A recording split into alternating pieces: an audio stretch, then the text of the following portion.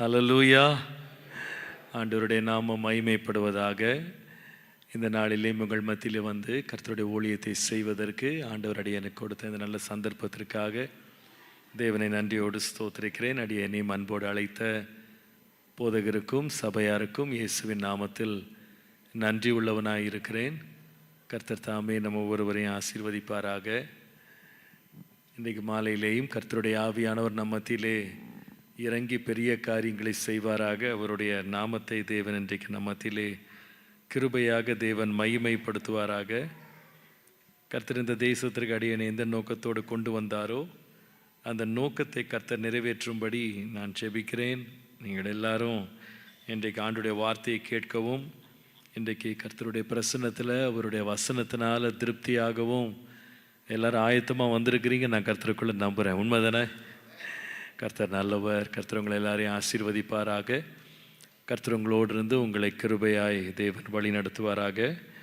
இன்றைக்கு நாம் கர்த்தருடைய வார்த்தைக்குள்ளே போகிறதுக்கு முன்னால் ஒரே ஒரு பாடலை நான் பாடி கர்த்தரை மகிமைப்படுத்த விரும்புகிறேன். நீங்கள் இருக்கிற இடத்துல நீங்கள் அப்படியே கர்த்தரை ஆராதிங்க. கர்த்தர் இன்றைக்கு தம்முடைய மகிமை உள்ள சித்தத்தை நம்மத்திலே தேவன் கிருபையாக நிறைவேற்றுவாராக. அவருக்கே எல்லா துதி மகிமை கனம் உண்டாவதாக. கர்த்தருக்கு ஸ்தோத்திரம். ஹல்லேலூயா.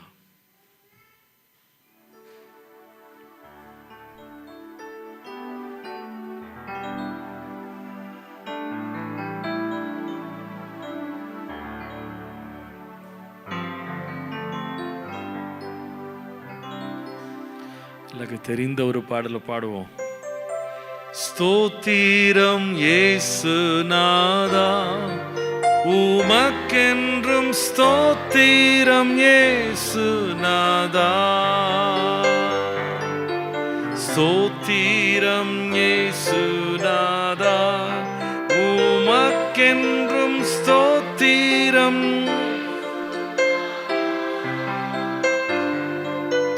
ஸ்தோத்திரம் செய்கிறோம் நின்னடியார் திரு நாமத்தின் ஆதரவில். ஸ்தோத்திரம் செய்கிறோம் நின்னடியார் திரு நாமத்தின் ஆதரவில். வானத்துத சேனைகள் மனோகர கீதங்களாலே போதும். வானத்துதர் சேனைகள் மனோகர கீதங்களால் ஓய்வின்றி பாடி துதிக்க மாபெரும் மன்னவனே உமக்கு. ஓய்வின்றி பாடி துதிக்க மாபெரும் மன்னவனே உமக்கு. ஸ்தோத்திரம் இயேசுநாதா, ஸ்தோத்திரம் இயேசுநாதா, உமக்கென்றும் ஸ்தோத்திரம். எத்தனை பேர் ஆண்டவருக்கு நன்றி உள்ளவர்களாய் ஸ்தோத்திரம் இயேசுநாதா.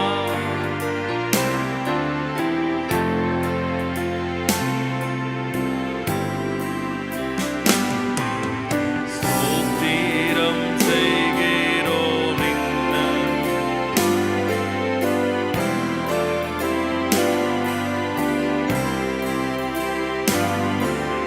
ஸ்தோத்திரம் செய்கிறோம்.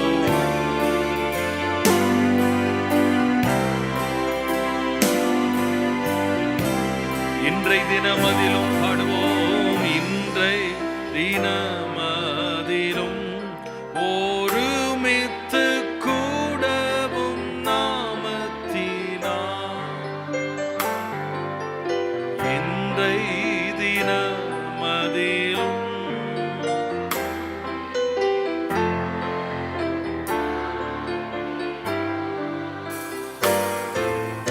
தந்தனின் கிருபைக்காக உமக்கென்றும் ஸ்தோத்திரம்.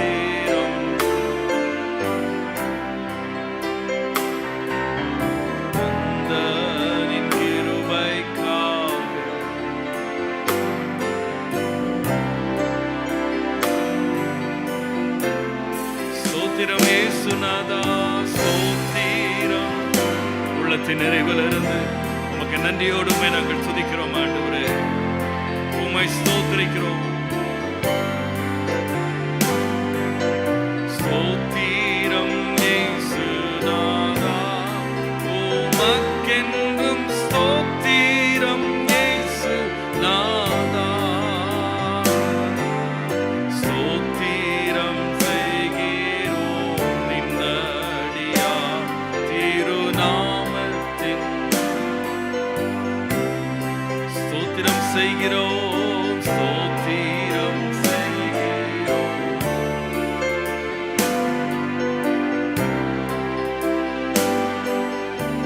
கரங்களை உயர்த்தி சொல்வோம். அல்லேலூயா. நன்றி ஆண்டவரே.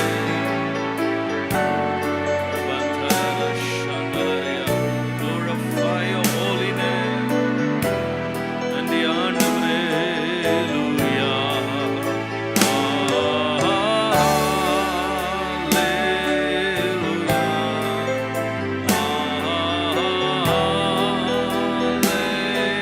Hallelujah.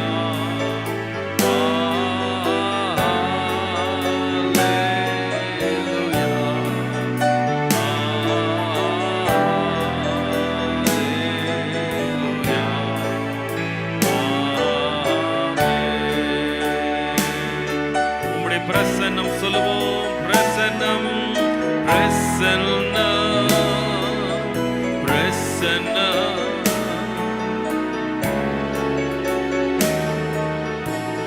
ஆண்டவருடைய பிரசன்னத்தை உணர்கிறவர்களாக பிரசன்னம்.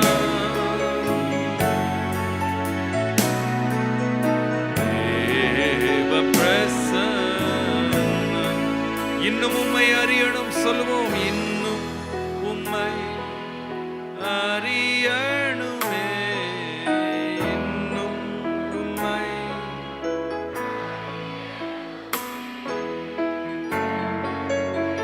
என்னை கேட்டி சேரணும் ஆண்டவரே.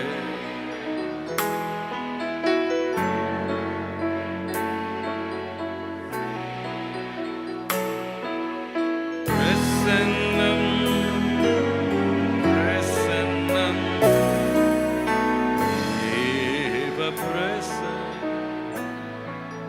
பிரசன்னம் ஆண்டவரே.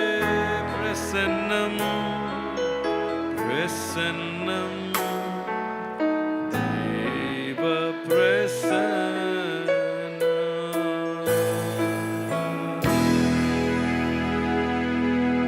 ஆண்டவரே, இன்னைக்கு மாலையில இன்னும் உம்மை அறியணும், இன்னும் உம்மை கிட்டி சேரணும்.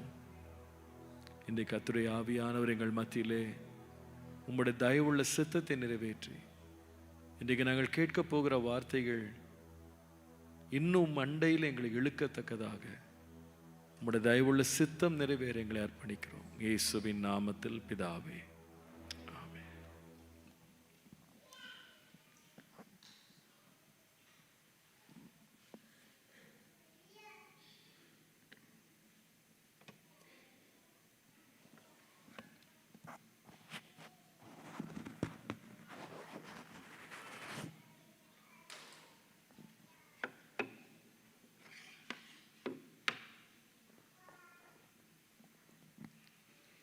ஆண்டவருடைய நாமம் மகிமைப்படுவதாக. இன்றைக்கு மாலையிலேயும் கர்த்தருடைய வார்த்தையை நாம் கேட்பதற்காக நாம் தெரிந்து கொள்ளுகிற வேத வசனம் சங்கீதங்களின் புஸ்தகம் 19ஆம் சங்கீதம். சங்கீதம் 19 14ஆம் வசனம். என் கன்மலையும் என் மீட்பருமாகிய கர்த்தாவே, என் வாயின் வார்த்தைகளும் என் இருதயத்தின் தியானமும் உமது சமூகத்தில் பிரீதியாயிருப்பதாக. என் கன்மலையும் என் மீட்பருமாகிய கர்த்தாவே, என் வாயின் வார்த்தைகளும் என் இருதயத்தின் தியானமும் உம்முடைய சமூகத்தில் பிரீதியாய் இருப்பதாக.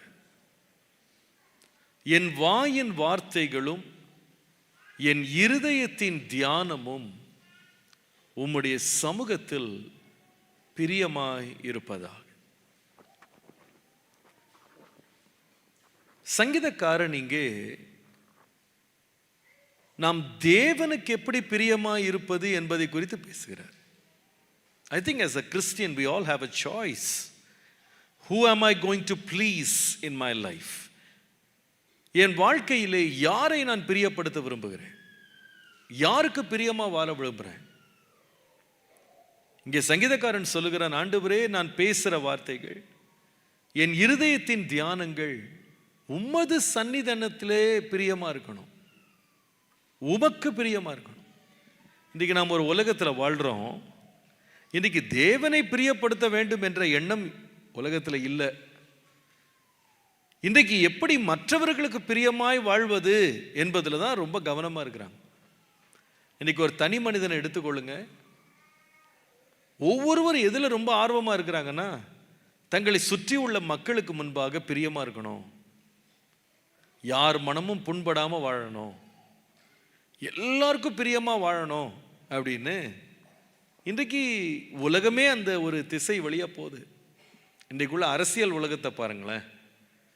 அவங்க தங்களுடைய அதிகாரத்தை தக்க வைத்துக் கொள்வதற்காக இன்றைக்கி என்ன செய்கிறாங்க அப்படின்னா, மக்கள் மத்தியில் அவங்க பாராட்டு பெறும்படி, புகழ்ச்சியாக இருக்கும்படி, எல்லாருடைய அங்கீகாரத்தை பெறுவதற்கு, எல்லாருடைய பிரியத்தை பெறுவதற்கு எத்தனை காரியங்கள் செய்கிறதுக்கும் அவங்க ரெடியாக இருக்காங்க. அநேக காரியங்களை செய்யாமல் இருக்கவே விரும்புகிறாங்க. சில முடிவுகளை எடுக்கணும் அப்படின்ற போது இது எத்தனை பேர் வரவேற்பாங்க, எத்தனை பேருக்கு இது பிடிக்கும், எத்தனை பேர் நம்மளை பாராட்டுவாங்க, இதில் ரொம்ப கவனமாக இருக்கிறாங்க. அநேகர் பாராட்டுறவங்க இல்லை அப்படின்ன உடனே நிறைய காரியங்களை செய்கிறது அவங்க தவிர்த்துறாங்க. இதுதான் அரசியல் உலகம். இன்றைக்கு சபைகளை பாருங்களேன். சபைகளுடைய நிலைமை எப்படி இருக்கு அப்படின்னு கேட்டால், இன்றைக்கு எப்படி என் மக்களை நான் பிரியப்படுத்துறது, எல்லாருக்கும் பிரியமா எப்படி இருப்பது, எல்லாரையும் நோக பண்ணாமல் எப்படி வாழ்றது, இதில் தான் நம்ம கவனம் உள்ளவர்களாக இருக்கிறோம் நினைக்கிறேன். இதே போல ஒரு தெரிந்தெடுப்பை அப்போஸ்தலனாகிய பவுலும் தன் வாழ்க்கையில் எதிர்கொண்டார். அவர் சொல்லுகிற வார்த்தையை பாருங்கள். நீங்கள் கலாத்தியருக்கு எழுதின நிருபம் 1 அதிகாரம் 10 வசனம் வாசித்தால், Galatians chapter 1 and verse 10 வாசித்தால், இப்பொழுது நான் மனுஷரையா தேவனையா யாரை நாடி போதிக்கிறேன், மனுஷரையா பிரியப்படுத்த பார்க்கிறேன். நான் இன்னும் மனுஷரை பிரியப்படுத்துகிறவனாய் இருந்தால் நான் யாரு இல்லை? கிறிஸ்துவனுடைய ஊழியக்காரனே இல்லை. நமக்கு முன்பாக இருக்கிற தெரிந்தெடுப்பு என்னன்னா, யாரை பிரியப்படுத்த போறோம்? மனுஷனையா தேவனையா?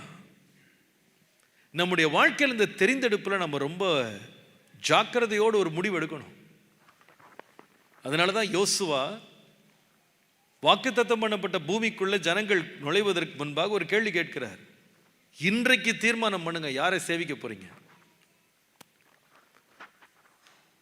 நதிக்கு அப்புறத்தில் இருக்க தேவர்களை சேவிக்க போறீங்களா, அது தேவனை சேவிக்க போறீங்களா? யாரை சேவிக்க போறீங்க? கேட்டுட்டு உடனே சொல்லுகிறார், நானும் என் வீட்டாருமோ வென்றால் கர்த்தரையே சேவிப்போம். இன்னொரு விதமாக சொன்னால், எங்க வாழ்க்கையில பிரியப்படுத்துறதுக்கு பின்பற்றுறதுக்குன்னு ஒருத்தர் இருப்பாரானா அது தேவன் மட்டுமே. ஹல்லேலூயா. இப்படி ஒரு வைராக்கியமான ஒரு சபை இந்த நாட்களில் கடைசி நாள் எழும்பணும் அப்படின்னு தேவன் விரும்புகிறார். என் வாழ்க்கையில பிரியப்படுத்துறதுக்கு அப்படின்னு ஒருத்தர் இருப்பாரானால் அது தேவனை தவிர வேற யாரும் இல்லை. என் முழு மனதோடு என் தேவனை நான் பிரியப்படுத்துவேன், என் முழு இருதயத்தோடு அவரை நான் சேவிப்பேன், என் முழு ஆத்துமாவோடு அவரை நான் பின்பற்றுவேன். கர்த்தருடைய பரிசுத்த நாமத்திற்கு மகிமை உண்டாவதாக. 1 தெசலோனிக்கேயர் 2 அதிகாரம் 4 வசனத்தை பாருங்க. 1 Thessalonians chapter 2 and verse 4. சுவிசேஷத்தை எங்களிடத்தில் ஒப்புவிக்கத்தக்கதாய் தேவன் எங்களை உத்தமர் என்று எண்ணினபடியே நாங்கள் மனுஷருக்கு அல்ல எங்கள் இருதயங்களை சோதித்து அறிகிற தேவனுக்கே பிரியமுண்டாக பேசு. தேவனுக்கும் இல்ல, தேவனுக்கே பிரியம் உண்டாக நாங்கள் பேசுறோம், பிரசங்கம் பண்றோம், வாழ்றோம். எல்லாமே ஒரே அடிப்படை என்னன்னு கேட்டா தேவனுக்கே பிரியமா இருக்கணும். தேவனுக்கே பிரியமா இருக்கணும். பிரியமானவர்களே, இன்றைக்கு மாலையில் ஆவியானவர் நம்மோடு இடைப்படுவாராக. நம்முடைய வாழ்க்கை, நம்முடைய கிறிஸ்தவ வாழ்க்கை எதற்கு நேராக நடந்துட்டு இருக்கு? Who is giving us approval? யார் நமக்கு பாராட்டை கொடுக்கிறார்? யார் நமக்கு அங்கீகரிப்பை கொடுக்குறாங்க? யாரோட அங்கீகரிப்பை நம்ம தேடுறோம்? Whose approval are we seeking? மனுஷனுடைய அப்ரூவலை நம்ம தேடிட்டு மனுஷனுக்காக நம்ம ஓடுறோமா, அல்லது கர்த்தரை பிரியப்படுத்தணும் அப்படின்னு வாழ்றோமா? நம்ம காலை முதல் மாலை வரைக்கும் நம்ம ஒவ்வொரு நாளும் நம்முடைய வாழ்நாட்களை கடத்தி கொண்டு போகும்போது நம்முடைய ஆழ் மனதில் ஆவியானவர் நமக்குள்ள என்ன வார்த்தையை பேசுறாரு? நீ என்னை பிரியப்படுத்தினா என்று சொல்லுவாரா, அல்லது நீ உலகத்தை பிரியப்படுத்தினேன்னு சொல்லுவாரா? இயேசு சொன்னார், இந்த உலகத்தின் அதிபதி வருகிறான், அவனிடத்தில் என்னுடையது ஒன்றுமே இல்லை. ஏன் தெரியுமா? நான் என் பிதாவுக்கு பிரியமானவைகளின்படியே நான் செய்கிறபடியால் அவர் என்னை விட்டு ஒரு நாளும் தனியே என்னை விடுறதே இல்லை. எல்லாவற்றிலும் நான் தேவனை பிரியப்படுத்துறேன், பிதாவை பிரியப்படுத்துறேன். நம்முடைய வாழ்க்கையில் ஆண்டவரே, ஒவ்வொரு நாளும் என் வாழ்க்கையில் இருக்கிற எல்லா காரியங்களும் உம்மை பிரியப்படுத்தி வாழ எனக்கு கிருபை தாங்க ஆண்டவரே. மனுஷனுக்கு பிரியமாய் அல்ல, தேவனுக்கு பிரியமாய் வாழ கிருபை தாங்க. ஹல்லேலூயா. ஏன் தெரியுமா நம்ம தேவனை பிரியப்படுத்துறதுக்கு நாம ரொம்ப விரும்பணும் தெரியுமா? அதுக்கு ஒரு காரணத்தை அப்போஸ்தலனாகிய பவுல் சொல்லுகிறார். நீங்கள் 1 கொரிந்தியர் 6ஆம் அதிகாரம் 19ஆம் வசனம் 20ஆம் வசனத்தை வாசிப்பீர்களானால், உங்கள் சரீரமானது நீங்கள் தேவனாலே பெற்றும் உங்களில் தங்கியும் இருக்கிற பரிசுத்த ஆவியினுடைய ஆலயமா இருக்கிறது. உங்கள் சரீரம் பரிசுத்த ஆவியானவருடைய ஆலயமா இருக்கிறது என்றும் நீங்கள் உங்களுடையவர்கள் அல்லவென்றும் அறியீர்களா? நீங்கள் உங்களுடையவர்கள் அல்லவென்றும் அறியீர்கள். அப்ப நம்ம யாருடையது இல்லை? நம்ம யாருமே நம்முடையவர்கள் அல்ல. we don't belong to ourselves, we don't own ourselves. நாம் நம்மை சொந்தம் கொண்டாட முடியாது. நம்முடைய சரீரமானது நாம் பரிசுத்த ஆவியானவர் தங்குகிற ஆலயமாய் நாம் பெற்றிருக்கிறோம். இது தேவனாலே உண்டான ஒரு சரீரம். அது சொல்லிட்டு 20ஆம் வசனத்துல சொல்லுகிறார், கிரயத்திற்கு கொள்ளப்பட்டீர்கள், ஆகையால் தேவனுக்கு உடையவைகளாகிய உங்கள் சரீரத்தினாலும் உங்கள் ஆவியினாலும் தேவனை மகிமைப்படுத்துங்கள். யாரை மகிமைப்படுத்தணும்? தேவனை மகிமைப்படுத்தணும். உங்க சரீரமும் உங்களது இல்லை, உங்க வாழ்வும் உங்களது கிடையாது, உங்க ஜீவன் உங்களது இல்லை. You don't belong to your self. ஆகவே நீங்கள் உங்கள் உடையவர்களாக இல்லாதபடியினால நீங்க தேவனை பிரியப்படுத்துங்க. நீங்க தேவனுடையவர்கள். உதாரணமாக, நீங்க ஒரு கார் வாங்குறீங்கன்னு வச்சுக்கிடுங்க. அந்த காருக்கு ஒரு டிரைவர் போடுறீங்க, அவருக்கு மாச சம்பளம் கொடுக்குறீங்க. கொடுத்துட்டு நீங்க காரை சாவி அவர் கையில் கொடுக்குறீங்க. கொடுக்கும்போது அர்த்தம் என்ன தெரியுமா? எப்பா, நீ காரை ஓட்டுனா கூட நான் எங்க சொல்றேனோ அங்கதான் நீ போகணும், நான் எங்க நிறுத்த சொல்றேனோ அங்கதான் நிறுத்தணும், நான் எந்த வேகத்தில் ஓட்ட சொல்றேனோ அந்த வேகத்தில் தான் ஓட்டணும். சும்மா ஒரு இடத்துல இருன்னா கூட அங்கே தான் இருக்கணும். உன் இஷ்டத்துக்கு என்ன பண்ணக்கூடாது, வண்டியை ஓட்டக்கூடாது. உதாரணமாக, நீங்கள் ஒரு இடத்துக்கு போகிறீங்க, ஒரு இடத்துல போய் டிரைவர்கிட்ட சொல்கிறீங்க, நான் வர்றதுக்கு ஒரு 2 மணி நேரம் ஆகும், கொஞ்சம் வெயிட் பண்ணுப்பா, நான் வந்துடுவேன் அப்படின்னு சொல்கிறீங்க. நீங்கள் ஒரு 2 மணி நேரம் இல்லை, 1.5 மணி நேரத்தில் உங்கள் வேலை முடிச்சுட்டு வெளியே பார்த்தா காரை காணோம். உடனே ஃபோன் பண்ணுறீங்க, எங்கப்பா காரை காணோம், எங்கே இருக்க நீனு அப்படின்னு கேட்குறீங்க. அப்போ உதாரணமாக டிரைவர் சொல்கிறார் வச்சுடுங்களேன், நீங்கள் தானே சொன்னீங்க 2 மணி நேரம் நீங்கள் வரமாட்டேன்னு, பக்கத்தில் எங்கள் மாமியார் இருந்தாங்க, உங்களை பார்த்துட்டு வரலான்னு பக்கத்து ஊருக்கு போயிருக்கிறேன்னு சொன்னார் வச்சுக்கிடுங்க. நீங்கள் அவருக்கு சம்பளத்தை கூட்டி கொடுப்பீங்களா, அல்லது அவர் வேலையிலேருந்து எடுப்பீங்களா? சொல்லுங்கள். நீங்கள் ரொம்ப நல்ல ஜனங்க போல இருக்கு, காரை சொந்தமாக அவர் பேரில் எழுதி கொடுத்துருவீங்க போல இருக்கு. நமக்கு கோவம் வருமா வராதா? அப்புறம் யாரை கேட்டு நீ கார் எடுத்துகிட்டு போன அப்படின்னா, இதில் என்ன அநியாயம் பண்ண, கார் சும்மா நிற்கிது, நான் போய் சும்மா போய் எங்கள் மாமியாரை பார்த்துட்டு வந்தேன் சொன்னால் ஒத்துக்கொள்வோமா? ஒத்துக்கொள்ள மாட்டோம். அப்புறம் என்ன சொல்ல தெரியுமா, சும்மா நின்னாலும் அது ஏன் காரு, நான் சும்மாவும் நிறுத்துவேன், நான் ஓட விடவும் செய்வேன். என்னுடைய பிரியத்தின்படி என் வண்டியை நீ ஓட்டணும். இங்கே அப்போஸ்தலனாகிய பவுல் சொல்றாரு, உங்க சரீரம் உங்களுடையது கிடையாது, நீங்கள் உங்களுடையவர்கள் அல்ல. ஆகவே உங்களுடைய சரீரத்தினாலும் உங்க ஆவியினாலும் யாரை பிரியப்படுத்துங்க? சொல்லுங்க, தேவனை பிரியப்படுத்துங்க. ஹல்லேலூயா. உமக்கு பிரியமானபடி வாழணும் ஆண்டவரே, அதற்கு எனக்கு கிருபை தாங்கப்பா. ஒவ்வொரு நாளும் என் வாழ்க்கையின் ஒவ்வொரு பகுதியிலேயும் உமக்கு பிரியமா வாழ்ந்து உம் சித்தத்தை நிறைவேற்றுறதுக்கு எனக்கு கிருபை தாங்க ஆண்டவரே.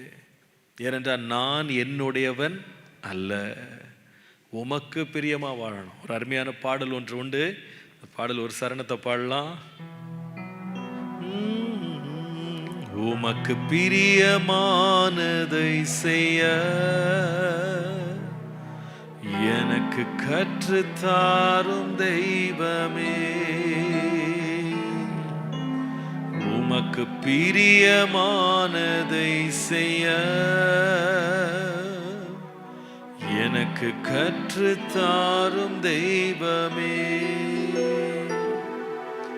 நீரே என் தேவன்,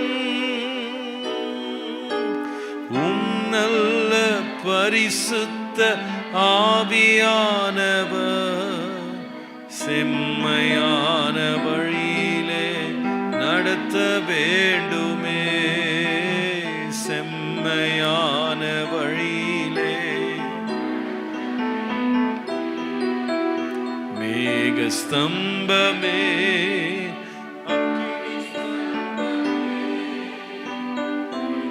தெய்வமே, துணையாளரே. மேகஸ்தம்பமே அக்கினி ஸ்தம்பமே, தேற்றும் தெய்வமே, துணையாளரே. யாருக்கு பிரியமாக? சொல்லுங்க, யாருக்கு பிரியமாக? தேவனுக்கு பிரியமாக. இந்த நாளில் கர்த்தர் நம்மோடு இடைப்படுவாராக. எனக்கு பிரியமா இல்லை ஆண்டவரே, உமக்கு பிரியமாக வாழ கிருபை தாங்க. எத்தனை பேர் வாஞ்சிக்கிறீங்க? அப்படியே கண்களை மூடி வலக்கரத்தை உயர்த்தி சொல்லுங்க, ஆண்டவரே, என் வாயின் வார்த்தையானாலும் என் இருதயத்தின் தியானமானாலும் உமக்கு பிரியமாக வாழ கிருபை தாங்க ஆண்டவரே. உமக்கு பிரியமானபடி ஜீவிக்க கிருபை தாங்க ஆண்டவரே. ஹல்லேலூயா. உம்மை மகிமைப்படுத்தணும், உம்மை பிரியப்படுத்தணும், கிருபை தாங்க. கர்த்தர் நம்மோடு இன்றைக்கு பேசுவாராக. இந்த நாட்களில் இந்த வசனத்தை கர்த்தர் எனக்கு கொடுத்து, இந்த தேசத்தில் கர்த்தர் நம்மோடு இடைப்பட போகிற இந்த நாட்களில் கர்த்தரை எப்படி என் வாழ்க்கையில் பிரியப்படுத்துவது, இதை குறித்து இன்றைக்கு நாம் தியானிக்க போகிறோம். தேவனை பிரியப்படுத்துகிற காரியம் என்ன? முதலாவது ஒரு காரியத்தை எபிரேயருக்கு எழுதின நிருபம் 11ஆம் அதிகாரம் 6ஆம் வசனத்துல பார்க்கலாம். விசுவாசம் இல்லாமல் தேவனுக்கு பிரியமாயிருப்பது கூடாத காரியம். விசுவாசம் இல்லாமல் தேவனுக்கு பிரியமாயிருப்பது கூடாத காரியம். ஏனென்றால் தேவனிடத்தில் சேருகிறவன் அவர் உண்டென்றும் அவர் தம்மை தேடுகிறவர்களுக்கு பலன் அளிக்கிறவர் என்றும் என்ன செய்ய வேண்டும்? விசுவாசிக்க வேண்டும். தேவனை பிரியப்படுத்த கர்த்தர் நமக்கு போதிக்கிற முதலாவது வழி என்னவென்றால் விசுவாசம். எல்லாரும் சத்தமா சொல்லுங்க, என்னது? விசுவாசம் இல்லாமல் தேவனை பிரியப்படுத்தவே முடியாது.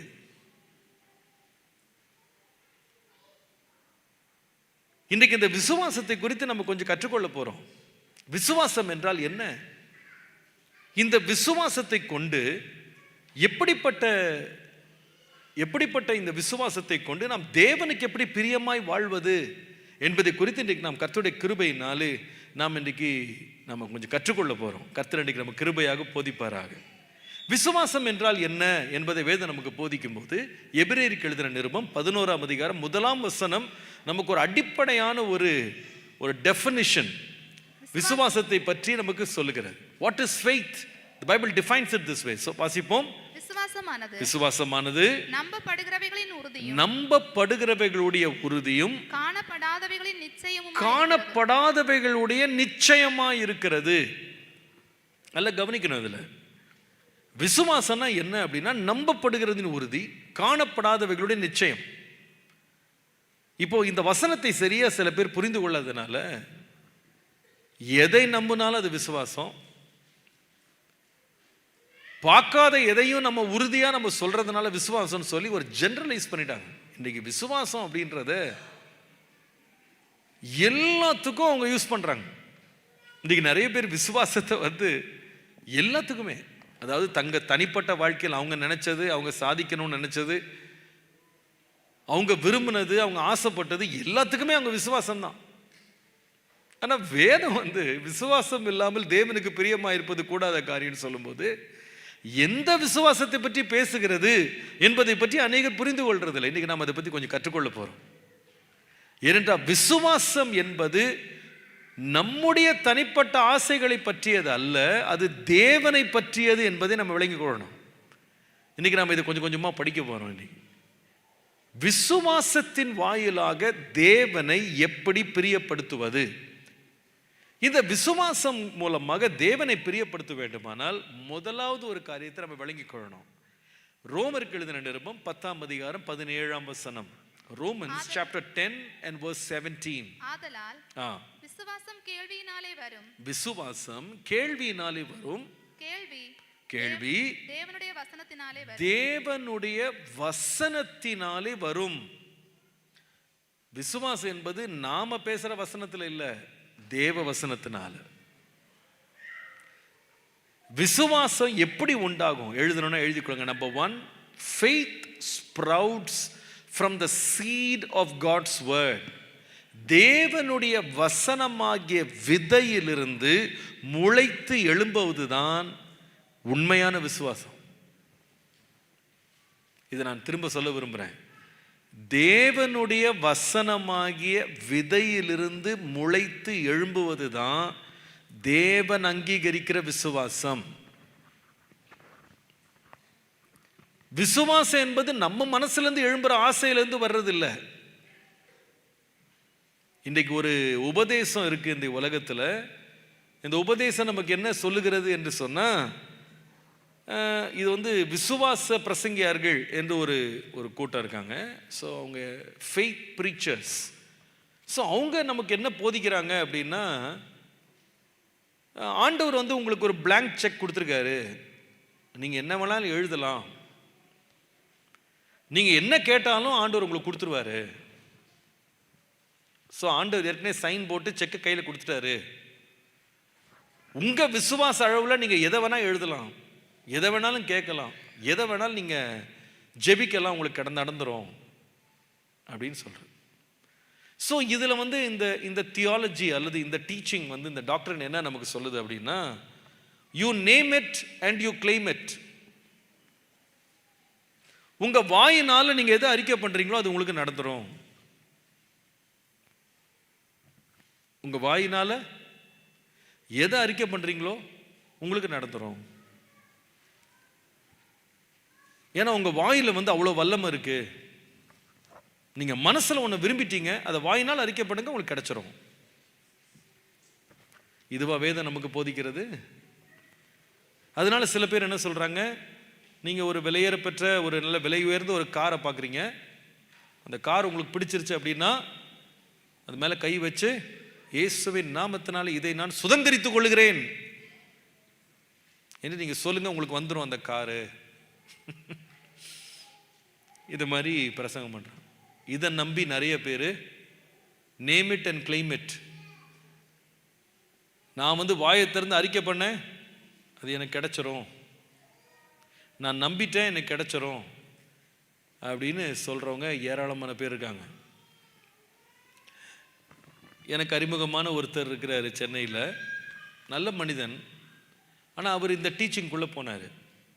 ஃபெய்த் அப்படின்றத, விசுவாசம் அப்படின்றத name it and claim it. அதனால் அவர் என்ன செய்ய ஆரம்பித்தார்னா, நிறைய காரியங்களை தான் வாயினால் அறிக்கை பண்ண ஆரம்பித்தார். அவர் ஒரு பெரிய கம்பெனி வச்சுருந்தார். ஒரு நாள் அந்த கம்பெனியினுடைய எல்லா ஸ்டாஃபையும் ஒன்றா கூப்பிட்டு நல்ல விசுவாசி அவர் கூப்பிட்டு எல்லாருக்கு முன்னாடி சொன்னார். அங்கே கிட்டத்தட்ட 300 ஸ்டாஃப் இருந்தாங்க. அந்த 300 ஸ்டாஃப்ட்ட சொன்னார், நான் வந்து விசுவாசித்து அறிக்கை பண்ணுறேன், அடுத்த வருஷம் உங்கள் 300 பேருக்கும் நான் கார் வாங்கி கொடுக்க போகிறேன் அப்படின்னு அறிக்கை பண்ணார். said I will buy a car for each one. I claim it in Jesus name. ஸ்டாஃபுக்கு சொல்லவா வேணும்? எல்லாம் கைத்தட்டி ஆரவாரிச்சார்கள். அவங்களுக்கெல்லாம் ஒரே சந்தோஷம். என்ன ஒரு அருமையான எஜமான், 300 பேருக்கும் கார் வாங்கி கொடுக்க போறாரா?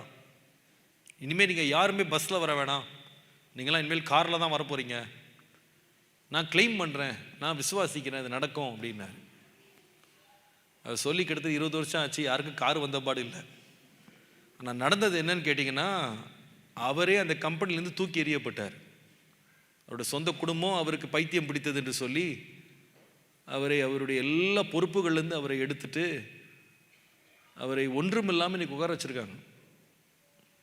இப்போ இதில் ரொம்ப மனம் உடைஞ்சு போய், ஏன்னா அதுக்கப்புறமா பெரிய கடனுக்குள்ளே போய் மாட்டிக்கிட்டாரு. ரொம்ப மனம் உடைஞ்சு போயிட்டு எந்த நிலைக்கு வந்துட்டாருன்னா, இயேசுவெல்லாம் சும்மா, கிறிஸ்தவ மார்க்கமே வந்து சும்மா பொய் அப்படின்னு பறிக்கை பண்ணுறாரு. இப்போ இந்த கேடு எங்கேருந்து வருது அப்படின்னு கேட்டால், விசுவாசம் எங்கேருந்து வருதுன்னு தெரியாததுனால. தேவனை பிரியப்படுத்துகிற விசுவாசம் அப்படின்றது நம்ம மூளையில் உதிக்கிறது இல்லை, அது வேத வசனத்திலிருந்து வருகிறது. ஹல்லேலூயா. ஆண்டவர் நம்ம ஆசைக்கெல்லாம் தீனி போடணும்னு ஆண்டவருக்கு அவசியமே இல்லை. மனுஷன் ஆசைக்கு ஏதாவது அளவு இருக்கா? சொல்லுங்க பார்ப்போம். எந்த மனுஷன் ஆகிலும் ஆசை இவ்வளோ போதும் அப்படின்னு நினைக்கிற ஒரு ஆசை யாருக்காவது இருக்கா? யாருக்காவது இருக்கா? இல்லை. வேதம் சொல்லுது, கண் காண்கிறதுனால் திருப்தியாகிறது இல்லை, காதுகள் கேட்கிறதுனால் திருப்தியாகிறது இல்லை. இந்த உலகத்தில் ஏதாவது ஒரு மனுஷனை காட்டுங்க, போதும் அப்படின்னு சொல்ற ஒரு மனுஷனை காட்டுங்க பார்ப்போம். பார்க்கவே முடியாது. நான் கல்லூரியில் படிச்சுட்டு இருக்கும்போது, பைபிள் காலேஜ் படிக்கும்போது, எங்கள் ப்ரொஃபஸர் ஒருத்தர் வந்து ஒரு நாள் ரேண்டமாக ஒரு கேள்வி கேட்டார். What is the meaning of the word enough? போதும் அப்படின்ற வார்த்தையினுடைய அர்த்தம் என்ன அப்படின்னு கேட்டார். நாங்கள் எல்லாரும் ஆளுக்கு ஒன்று சொன்னோம், எங்களுக்கு தெரிஞ்சதெல்லாம் சொன்னோம். கடைசியில் அவர் முடிச்சார். Do you know what is enough? The meaning of the word enough is a little more is enough அப்படின்னாரு. போதுன்னு அர்த்தம் என்னன்னா, இருக்கிறத விட இன்னும் கொஞ்சம் கிடைச்சா நல்லது. இப்போ ஒரு விருந்தில் உட்காந்துருப்போம், ஏற்கனவே பிரமிட் மாதிரி குவியெல்லாம் சாப்பாடு இருக்கும். போதுமா அப்படின்னு கேட்டால், இன்னும் ஒரு பீஸ் போட்டால் போதும். சில ஆண்டுகளுக்கு முன்பாக மைக்ரோசாஃப்ட் அப்படின்ற நிறுவனத்தினுடைய சிஓவாக இருக்கிற பில் கேட்ஸ் அப்படின்றவர் வந்து பேட்டி கொடுக்கறத கேட்டேன். அதில் உங்களுக்கு தெரியும், பில் கேட்ஸுடைய செல்வம் எவ்வளோன்னு நமக்கு எல்லாருக்கும் தெரியும். அவங்க சொல்கிறாங்க, பில் கேட்ஸ் வந்து ஒரு நாளைக்கு அவர் வந்து நம்ம ஊர் மதிப்பு படி சுமார் 10 லட்சம் ரூபாய் எவ்ரி சிங்கிள் டே செலவு பண்ணா, 10 லட்சம் ரூபாய் அவர் டெய்லி செலவு பண்ணா, அவருடைய ஆஸ்தி எல்லாம் கரையிறதுக்கு எவ்வளோ நாள் ஆகும் தெரியுமா? உங்களுக்கு தெரியுமா? அது 10 தலைமுறை ஆகுமா. ஒரு நாளைக்கு 10 லட்ச ரூபாய் அவர் செலவு பண்ணிக்கிட்டே இருந்தாருன்னா, அந்த ஆஸ்தி எல்லாம், அவர் சேர்த்த ஆஸ்தி எல்லாம் கரைஞ்சு முடிகிறதுக்கு 10 தலைமுறை ஆகுமா. அவ்வளோ காசு சேர்த்துட்டார் அவர். இவ்வளோ பெரிய மல்டி பில்லியனர் ஆயிட்டார். இவ்வளோ பணக்கார மனுஷன் அவர்கிட்ட வந்து அந்த பேட்டியில் கேட்குறாங்க, நீங்கள் ஏதாவது உங்கள் வாழ்க்கையில் ரிக்ரெட்ஸ் வச்சுருக்கீங்களா? செய்யாமல் விட்டுட்டேன் அப்படின்ற மாதிரி ஏதாவது மன கஷ்டம் உங்களுக்கு இருக்கா அப்படின்னு கேட்டால் அவர் என்ன சொன்னார் தெரியுமாங்க? ட்விட்டர் வந்து விலைக்கு வந்துச்சு, வாங்காம விட்டேன் அப்படின்றாரு. எனக்கு அதை கேட்கும் போது யோசித்தேன், ஏப்பா சேர்த்த காசையே செலவு பண்ணுறதுக்கு வாழ்நாள் பத்தாது. அவருக்கு பெரிய ரிக்ரெட் என்னன்னா, ட்விட்டரை வாங்காமல் போயிட்டேன், யாருக்காக? அந்த மனுஷன் போதும்னு நினைச்சானா பாருங்களேன். இவ்வளவு பணம் வச்சுட்டு கூட என்ன வரல? போதுன்ற மனது வரல. ஆமாங்க, நம்ம ஆசையின்படி நீங்க விசுவாசத்தெல்லாம் வளர்த்தீங்கன்னா நம்ம யாருமே போதும்னு சொல்ல மாட்டோம். விசுவாசம் என்பது நம்முடைய ஆசைகளை தீர்த்து கொள்வதற்காக ஆண்டவர் கொடுத்த ஆயுதம் அல்ல. விசுவாசம் என்பது எங்கிருந்து வருதுன்னு கேட்டா தேவனுடைய வசனத்திலிருந்து வருகிறது. அல்லேலூயா. அந்த வசனத்தை, அந்த விசுவாசத்தை கர்த்தர் கனம் பண்ணுவார். God will honor such a faith that sprouts from the word of God. அப்போஸ்தலர் நடபடிகள் 14ஆம் அதிகாரம் 8 முதல் 10 வசனங்களை பாருங்க. லீஸ்திராவிலே ஒருவன் தன் தாயின் வயிற்றிலிருந்து பிறந்தது முதல். லிஸ்திரா அப்படின்ற பட்டணத்துல ஒரு மனுஷன் தாயின் வயிற்றிலிருந்து பிறந்தது முதல் சப்பனியா இருந்தான். ஒருபோதும் அவன் நடக்கல. கால்கள் வழங்காதவனாய் உட்கார்ந்து இருக்கிறான். பவுல் பேசுகிறதை கேட்டுக்கொண்டிருந்தான். இவன் உட்கார்ந்து பவுல் பேசுகிற பிரசங்கத்தை கேட்டுக்கொண்டிருந்தான். பவுல் அவனை உற்று பார்த்து ரட்சிப்புக்கேற்ற விசுவாசம் அவனுக்கு உண்டென்று கண்டு நீ எழுந்து காலூன்றி நிமிர்ந்து நில் என்று உரத்த சத்தத்தோட சொன்னான். உடனே அவன் எழுந்தான். ஹல்லேலூயா. எப்படி இந்த விசுவாசம் அவனுக்குள்ள வந்ததுன்னா, பவுல் பேசுகிற தேவனுடைய வார்த்தையை கேட்டுக்கொண்டே இருந்தான். அப்ப நல்லா கலையும் கொள்ளுங்க, நம்ம எவ்வளவு அதிகமாக தேவனுடைய வார்த்தையை கேட்கிறோமோ அவ்வளவு அதிகமாக தேவன் தர விரும்புகிற விசுவாசம் நமக்குள்ள அதிகரித்து கொண்டே இருக்கும். அல்லேலூயா. வசனம் இல்லாம விசுவாசம் இல்லை. ஒரு மனுஷன் வசனத்துல நிலைத்திராமல் வெறும் வாயில விசுவாசம் பேசுறது தேவன் அங்கீகரிக்க போறது இல்லை. வசனத்திலிருந்து எழும்புகிறது தான் விசுவாசம். அந்த வசனம் என்ன சொல்லுகிறதோ அதை அவன் நம்புகிறான், அதற்கு கீழ்ப்படிய தன்னை அர்ப்பணிக்கிறான். அது அவனுக்குள்ள என்ன உண்டாக்குதுன்னா விசுவாசத்தில் அவனை பலப்படுத்துது. அதனால தான் தீமோத்தேயுவிட்ட அப்போஸ்தலனாகிய பவுல் சொல்லும்போது சொல்லுவாரு, நீ சிறுவயது முதல் நீ வேத வாக்கியங்களை கற்பிக்கப்பட்டிருந்தாய். அந்த வாக்கியங்கள் வேத வசனம் உனக்கு என்ன செய்தது என்று சொன்னால் அதை உன்னை ரட்சிப்புக்கேற்ற விசுவாசத்தை உனக்கு தந்தது. ஒரு மனுஷனை ரட்சிப்புக்கேற்ற விசுவாசத்துக்கு நேரம் கொண்டு போறது என்னன்னு கேட்டா வசனம். ஹல்லேலூயா. பிசாசு கடைசி நாட்கள்ல இந்த வசனத்தை தான் கேட்க விட மாட்டான். வேதம் சொல்லுது, ஆரோக்கியமான உபதேசத்தை கேட்க மனதில்லாமல் செவித்தின உள்ளவர்களாகி கட்டுக்கதைகளுக்கு சாய்ந்து போகும் காலம் வரும். கடைசி நாட்கள்ல ஜனங்க வசனத்தை கேட்க விரும்ப மாட்டாங்க, வசனத்துக்கு முக்கியத்துவம் கொடுக்க மாட்டாங்க. கதை பேசுறீங்களா, கதை எவ்வளவு கேட்பாங்க. இந்த கதை சொல்றவங்களுக்கு தான் இன்னைக்கு அதிகமான மௌசிப்போம். அதான் அப்பா ஒரு கதை சொல்லுவாங்க. ஒரு முறை ஒருத்தர் கன்வென்ஷன் போனாராம். கன்வென்ஷன் கூட்டம் முடிஞ்ச உடனே குடும்பமாக போனவங்க வீட்டுக்கு வந்த உடனே அவங்க வீட்டில் வயசானவங்க இருந்திருக்காங்க. அப்போ அந்த பெண்ணிட்ட கேட்டாங்களாம், என்னம்மா கன்வென்ஷன் எப்படி இருந்துச்சு? ரொம்ப அருமையாக இருந்துச்சு.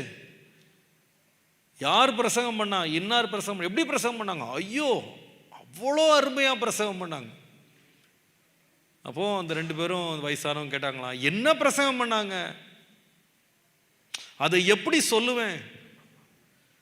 அவ்வளவு அருமையா என்னப்பா பிரசங்கம் பண்ணாங்க, அதை சொல்ல முடியுமா வாயால? அவ்வளவு அருமையா இருந்துச்சு. அவங்களுக்கு தாங்க முடியல, என்னதான் பிரசங்கம் பண்ணார்? அப்ப அந்த அம்மா சொல்லிச்சான், அவர் சொன்னாரே ஒரு குரங்கு கதை, என்ன அருமையா இருந்துச்சு. அப்போ 1 மணி நேரம் பிரசங்கம் கேட்டு இந்த வீட்டுக்கு பிடிச்சிட்டு வந்தது குரங்கு தான் பிடிச்சிட்டு வந்திருக்காங்க. என்ன வசனம் சொன்னாருன்றதே மனசுல என்ன பண்ணல, நிக்கல. இன்னைக்கு நிறைய பேர் கதை கேட்கறதுக்கு தான் விரும்புறாங்களே தவிர வசனத்துல தங்களுடைய வாழ்க்கையை அஸ்திபாரப்படுத்த விரும்புறது இல்லை. அதோட விளைவு என்னன்னு கேட்டீங்கன்னா விசுவாசம் இல்லை. விசுவாசம் எங்க இருந்து வருதுன்னா வசனத்திலிருந்து வருகிறது. ஹல்லேலூயா. உங்க வாழ்க்கையில வசனத்துக்கு எவ்வளவு இடம் கொடுத்துருக்கீங்கன்னு யோசித்து பாருங்க. உம்முடைய வேதத்தை நேசிக்கிறவர்களுக்கு மிகுந்த சமாதானம் உண்டு, அவர்களுக்கு இடரல் இல்லை. உங்க விசுவாசத்தில் இடராமல் இருக்கணும்னா வேதத்தை நேசிக்க வேண்டும். வேதத்தை நேசித்து வேதத்தை வாசிக்க வேண்டும். 1 சங்கீதம், வேதத்தை நேசித்து இரவும் பகல் அதை தியானிக்க வேண்டும். அவன் நாட்டப்பட்ட மரம் போல இருப்பான், கனி கொடுப்பான், அவன் செய்வது எல்லாம் வாய்க்கும். வசனத்துக்கு எவ்வளோ நம்ம முக்கியத்துவம் கொடுக்குறோம்.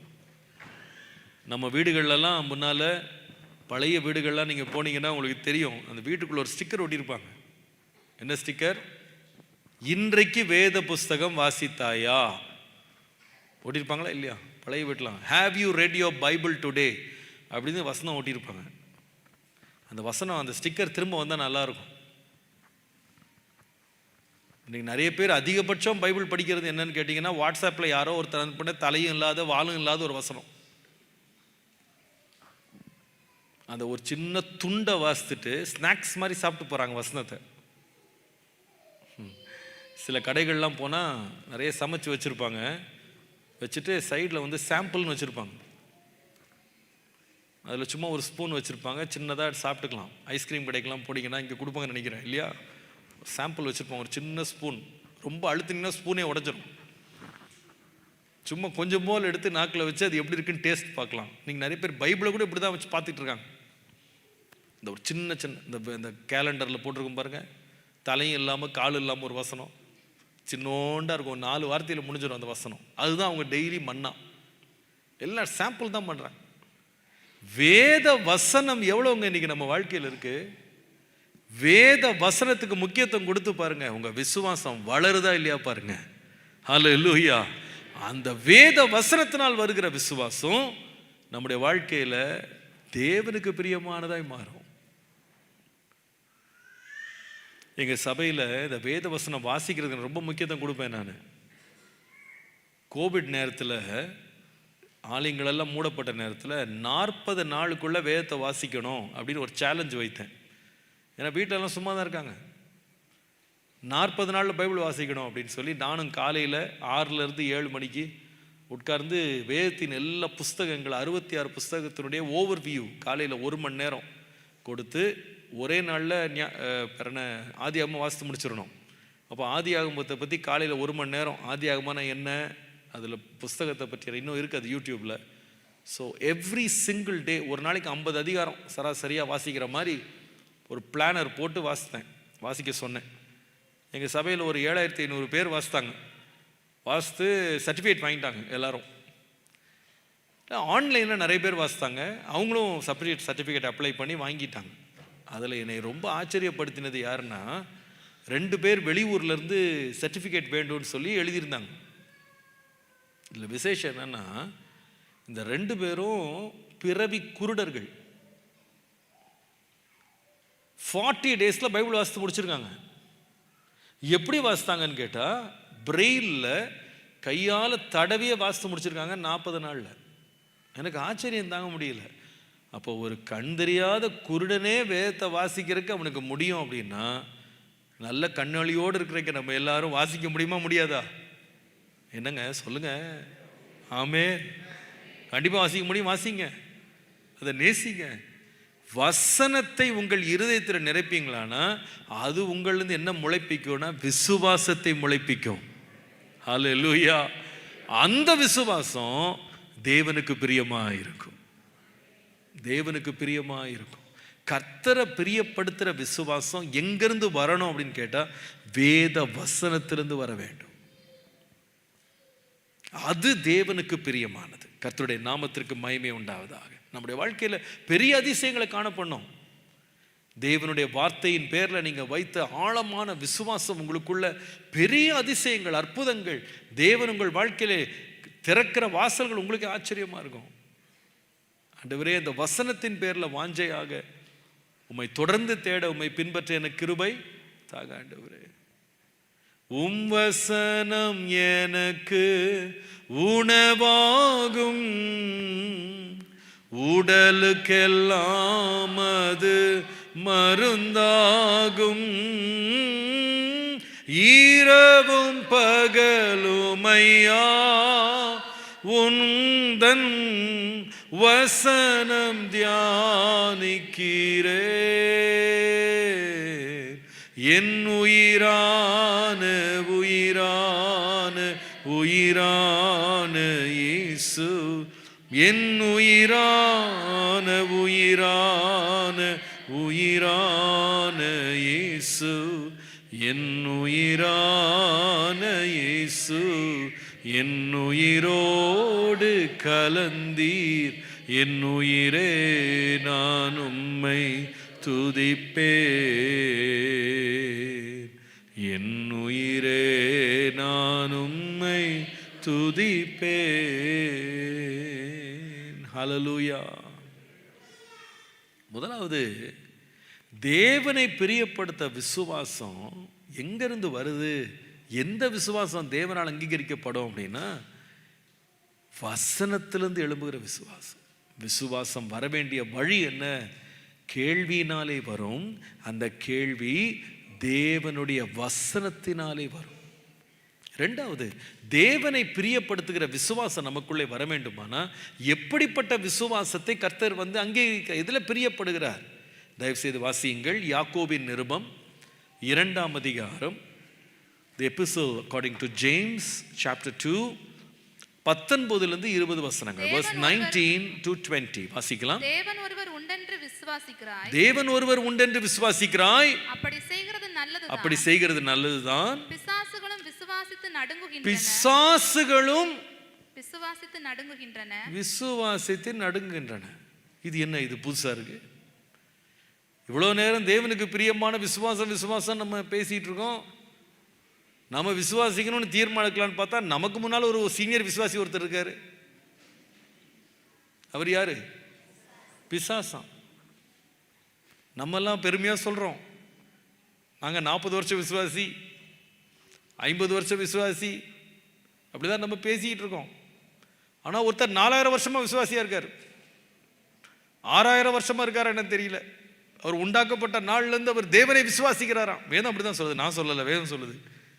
பிசாசுகளும் தேவன் ஒருவர் உண்டென்று விசுவாசிக்குதான். அதுக்கு சந்தேகமே கிடையாது. கண்டிப்பாக அது தேவன் உண்டென்று விசுவாசி. அதனால் அவரை பெரிய விசுவாசி சொல்லிட முடியுமா? அவரை சீனியர் பிலீவர்னு சொல்லி கூட முடியுமா? வேதம் சொல்லுது அவனும் விசுவாசிக்கிறான். நல்லா கவனிங்க. பிசாசு தேவனை விசுவாசிக்கிறான், நாமளும் விசுவாசிக்கிறோம். நமக்கும் பிசாசுக்கு என்ன வித்தியாசம்னு உங்களுக்கு காண்பிக்கிறேன். ஏன் அவனுடைய விசுவாசம் தேவனுக்கு பிரியமா இல்லை? அவன் தேவனுக்கு பிரியமானவனா இல்லை, அவனை சத்ருன்னு வேதம் சொல்லுது. ஆண்டவர் அவனை பார்த்து பொய்யனும் பொய்க்கு பிதான்னு கூப்பிட்டாரு. அவன் கொள்ளையிடுகிறவன், அவன் கொலை செய்கிறவன், இப்படியெல்லாம் ஆண்டவர் அவனுக்கு பேர் சொல்றான். இவர் யாருன்னா விசுவாசி, தேவன் ஒருவர் உண்டென்று விசுவாசிக்கிற மனுஷன். அப்போ இந்த தேவன் என்று ஒருவர் உண்டென்று விசுவாசிக்கிற இவனை ஏன் தேவனுக்கு பிரியமில்லாதவனா இருக்கிறான் என்று கேட்டா, அங்க வசனம் திரும்ப வாசிக்கிறேன். பிசாசுகளும் விசுவாசித்து என்ன செய்கிறதா? சத்தமா சொல்லுங்க. நடுங்குகிறது. நடுங்குது. ஆனா என்ன செய்யாதுன்னு உங்களுக்கு சொல்றேன். அடுத்த வசனம் வாசிங்க. 20ஆம் வசனம். வீணான மனுஷனே, கிரியைகள் இல்லாத விசுவாசம் செத்ததென்று நீ அறிய வேண்டுமோ? ரொம்ப முக்கியமான ஒரு சத்தியத்தை இங்க வெளிப்படுத்துறார். நல்ல கவனிங்க. தேவனுக்கு பிரியமா இருக்கணும், அதான் நம்முடைய தலைப்பு. தேவனை பிரியப்படுத்துறது விசுவாசம். நம்ம இன்னைக்கு கற்றுக்கொண்டிருக்கிறோம். முதலாவது கவனித்தோம், தேவனை பிரியப்படுத்துற விசுவாசம் நமக்குள்ள உண்டாக வேண்டுமானா அந்த விசுவாசம் வசனத்தினாலே தான் வரும். வசனம் இல்லாத விசுவாசம் தேவனுக்கு பிரியமா நம்மளை கொண்டு போகாது.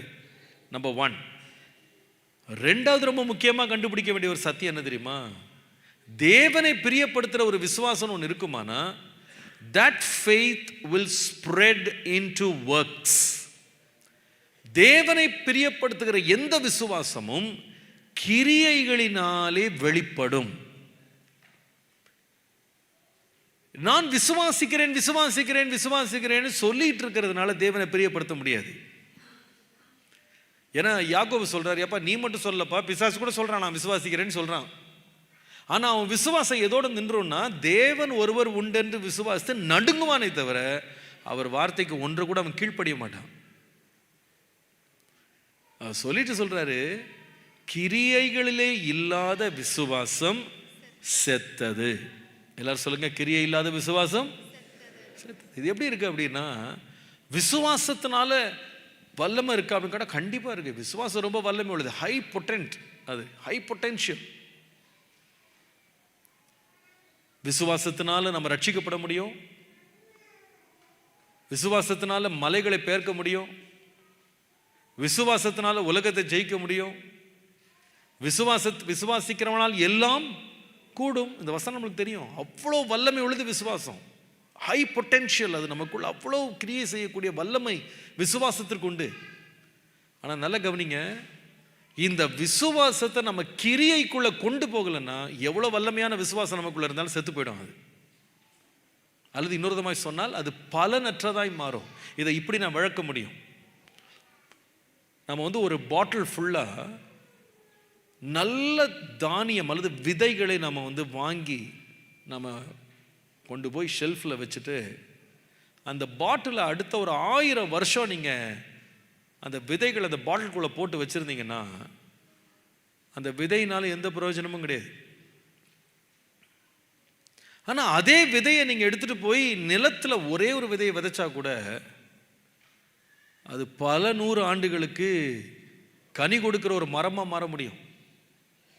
ஒரு விதமாய் சொன்னார், you cannot count the number of seed, you can count the number of seeds inside an apple. ஒரு ஆப்பிள் பழத்துக்குள்ளே எத்தனை விதைகள் இருக்கிறது என்று உன்னால் எண்ண முடியும்.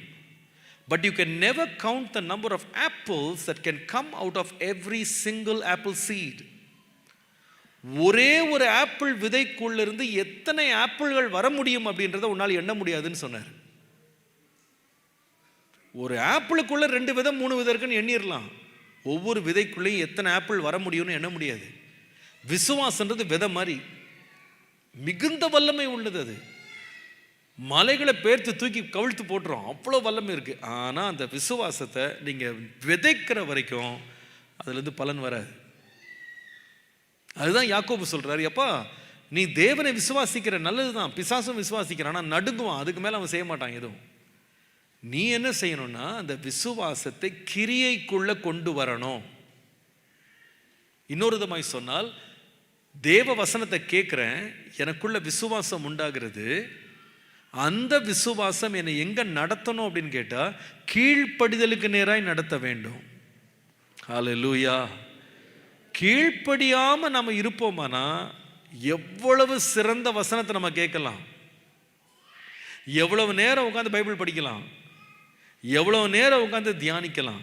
கீழ்ப்படுகிற வரைக்கும் அந்த விசுவாசம் நமக்குள்ள கிரியை செய்யாது. அந்த விசுவாசம் செத்ததா இருக்கும். யாக்கோபு 2ஆம் அதிகாரம் 21ஆம் வசனத்தை தொடர்ந்து நான் வாசித்து காண்பிக்கிறேன். நம்முடைய பிதாவாகிய ஆபிரகாம் தன் குமாரனாகிய ஈசாக்கை பலிபீடத்தின் மேல் செலுத்தின போது கிரியைகளினால் அல்லவோ நீதிமானாக்கப்பட்டான். விசுவாசம் அவனுடைய கிரியைகளோட கூட 22ஆம் வசனம் முயற்சி செய்து கிரியைகளினாலே விசுவாசம் என்ன செய்தது? பூரணப்பட்டது. அப்போ விசுவாசம்ன்றது ஒரு ஆரம்பம் தான். அந்த விசுவாசம் பூரணப்பட வேண்டுமானால் அல்லது முழு கிரியை செய்ய வேண்டுமானால் அல்லது தேவனுக்கு பிரியமா இருக்கும்படி நம்மை பரிபூர்ணமான ஒரு நிலைக்கு கொண்டு போக வேண்டுமானா கிரியைகள் என்பது அவசியம்.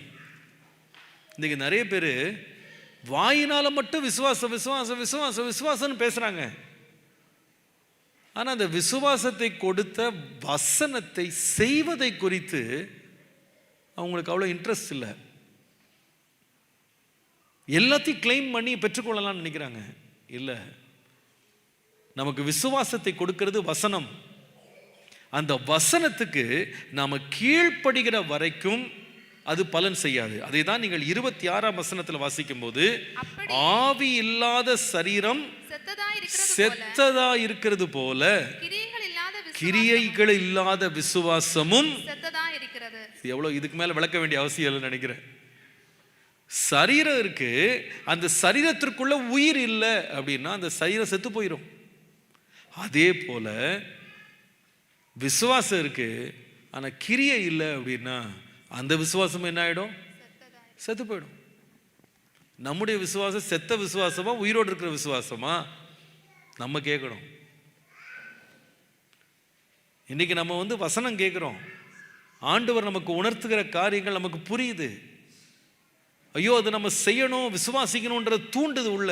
ஆனால் நிறைய வேளையில் கீழ்ப்படியணும்னு வரும்போது நமக்கு தடை பண்ணிடுறோம். அதை நாளைக்கு செய்கிறேன், அப்புறமா செய்கிறேன், இன்னொரு முறை நான் செய்கிறேன்.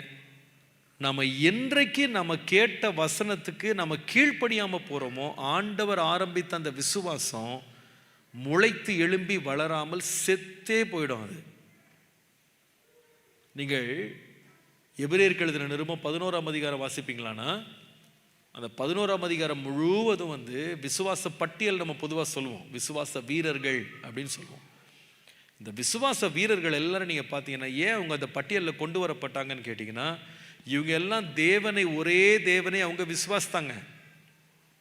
விசுவாசித்தது மாத்திரமல்ல, அந்த விசுவாசத்தை கிரியையில கொண்டு வந்தாங்க, செயல்படுத்தினாங்க. நீங்க 4ஆம் வசனம் வாசித்தீங்கன்னா ஆபேல், இந்த ஆபேல் எப்படி விசுவாசமா சொல்லிடுறேன், ஆபேல் விசுவாசத்தான். எப்படி விசுவாசத்தான்னா, காயினை விட மேன்மையான பலியை கர்த்தருக்கு கொண்டு வந்தான்.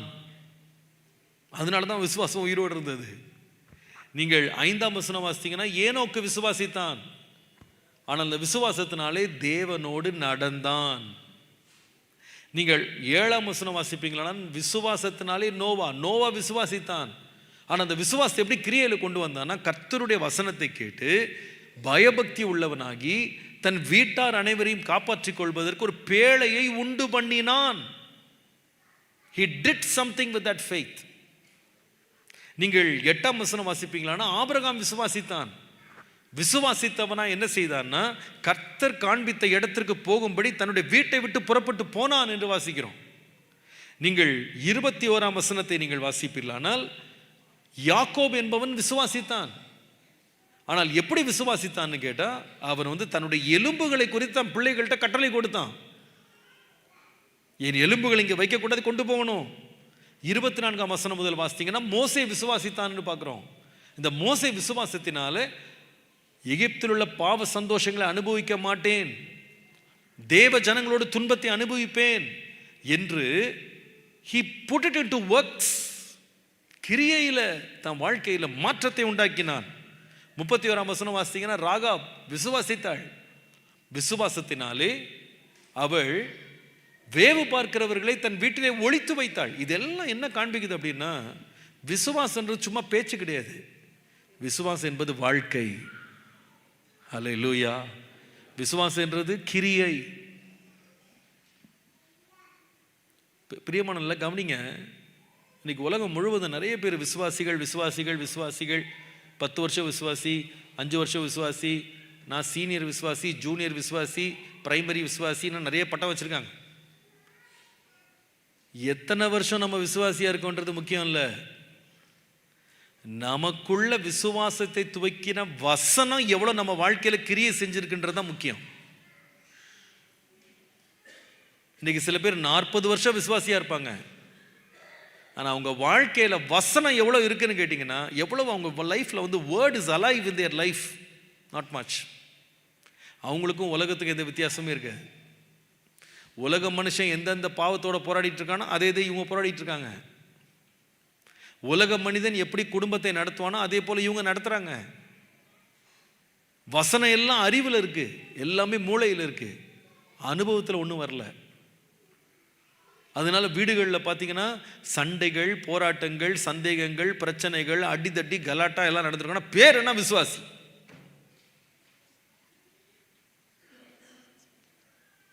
தேவனுக்கு பிரியமான விசுவாசம்ன்றது வாய் அளவுல விசுவாசி விசுவாசின்னு சொல்றது இல்லை. அந்த வசனம் என் வாழ்க்கையில் எவ்வளவு கிரியை செஞ்சிருக்கு, எவ்வளவு மாற்றத்தை உண்டாக்கி இருக்கு எனக்குள்ள.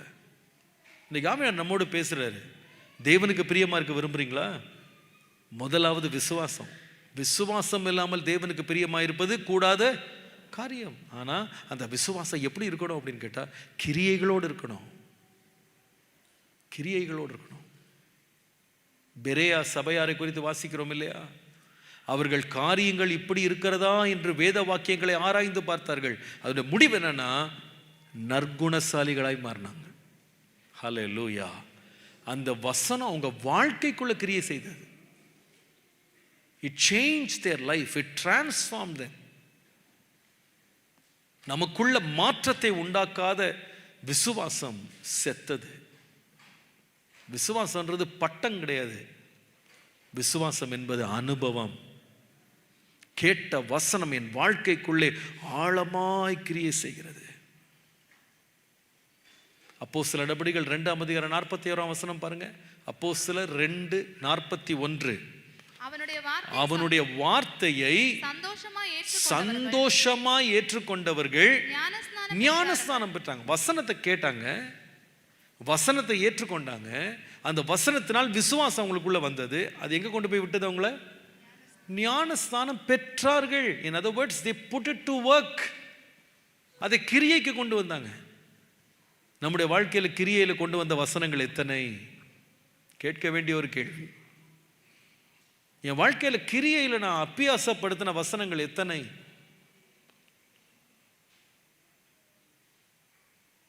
உங்கள் வேத அறிவுக்காக சொல்ல வேண்டுமானா, if I want to talk about the ABCD of faith, if you want to write it down, you can write it down. ABCD of faith. விசுவாசம் என்பதை புரிந்து கொள்வதற்கு ABCDல 4 வார்த்தை. A is for accepting the word. விசுவாசம் எப்படி வரும்னா, வசனத்தை ஏற்றுக்கொள்ளும் பொழுது. வசனம் இல்லாத விசுவாசம் விசுவாசமே இல்லைன்னு நம்ம கண்டுபிடிச்சோம். A is for accepting the word, வசனத்தை ஏற்றுக்கொள்வது. B is for believing the word, தேவனுடைய வார்த்தையை விசுவாசிப்பது. அதான் இரண்டாவது படி. ஏற்றுக்கொள்வது, இரண்டாவது விசுவாசிப்பது, மூன்றாவது confessing it with your mouth, வாயினால் அறிக்கை செய்வது. நான் கேட்ட வசனத்தை வாயினால் அறிக்கை பண்றேன். இயேசு கிறிஸ்துவை உன் இருதயத்தில் விசுவாசிக்கணும், வாயினால் அவரே ரட்சகர் என்று அறிக்கை பண்ண வேண்டும். Confession. C. D for doing what it says. அந்த வசனம் என்ன சொன்னதோ அதை செய்ய வேண்டும். இந்த 4 ப்ராசஸ் இல்லாம விசுவாசம் உயிர் பெறாது. Accepting, believing, confessing and doing.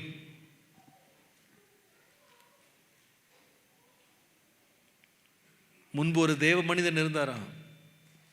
பெரிய எழுப்புதலை கொண்டு வந்த ஒரு தேவ மனிதன். அவர் என்ன செய்வாராம்? வேதத்தை எப்படி வாசிப்பாருன்னா, முழங்காலில் நின்று வாசிப்பாராம். அந்த முழங்காலில் வாசிக்கும் போது அதிகமான சாப்டர்ஸ் வாசித்து முடிக்கிறதுல அவர் கவனம் செலுத்தாம, ஒவ்வொரு வசனம் வாசித்த பிறகும் அது மேல கை வைப்பாராம். கை வைத்துட்டு கண்ணீரோடு ஆண்டவர்கிட்ட கேட்பாராம், ஆண்டவரே, இந்த வசனம் சொல்லுகிறபடி என் வாழ்க்கையை நான் மாற்றி இருக்கிறேனா அப்படின்னு கேட்பாராம். Has my life been transformed by this verse?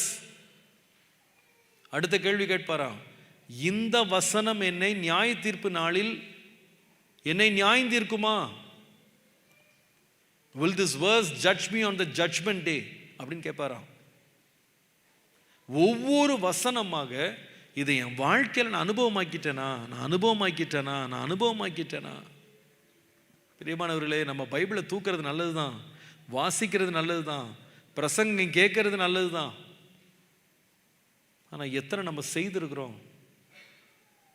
கிரியைக்குள்ள கொண்டு வந்துட்டோமா அதை, அல்லது சும்மா நம்ம மனதளவில் வச்சிருக்கிறோமா? கர்த்தருக்கு பிரியமான விசுவாசம் என்பது என்ன தெரியுமா? வசனத்திலிருந்து எழும்புற விசுவாசம். அந்த விசுவாசம் ஒரு மனிதனை கிரியைக்குள்ள கொண்டு போகுது. Do it. ஆண்டவரே, உமக்கு பிரியமான வாழ்க்கை வாழ்வதற்கு நீங்க கொடுக்கிற விசுவாசத்தை வைத்தியம் வாழ்க்கையை நான் மாற்றேன். ஆண்டவரே, இன்னைக்கு நிறைய பேர் வந்து மாற்றங்களை எப்படி விரும்புகிறாங்க அப்படின்னா மேலோட்டமாக விரும்புகிறாங்க. ஆழமான மாற்றங்கள் அவங்க வாழ்க்கையில் கிடையாது. இன்றைக்கி நிறைய பேருடைய லைஃப்பில் வந்து பாருங்கள், கிறிஸ்தவனான பிறகு அவங்களுடைய ஆக்டிவிட்டீஸ்லாம் வந்து எக்ஸ்டர்னலாக தேவ் சேஞ்ச்ட் அ லாட். நிறைய டிரான்ஸ்ஃபர்மேஷன் வந்துருச்சு.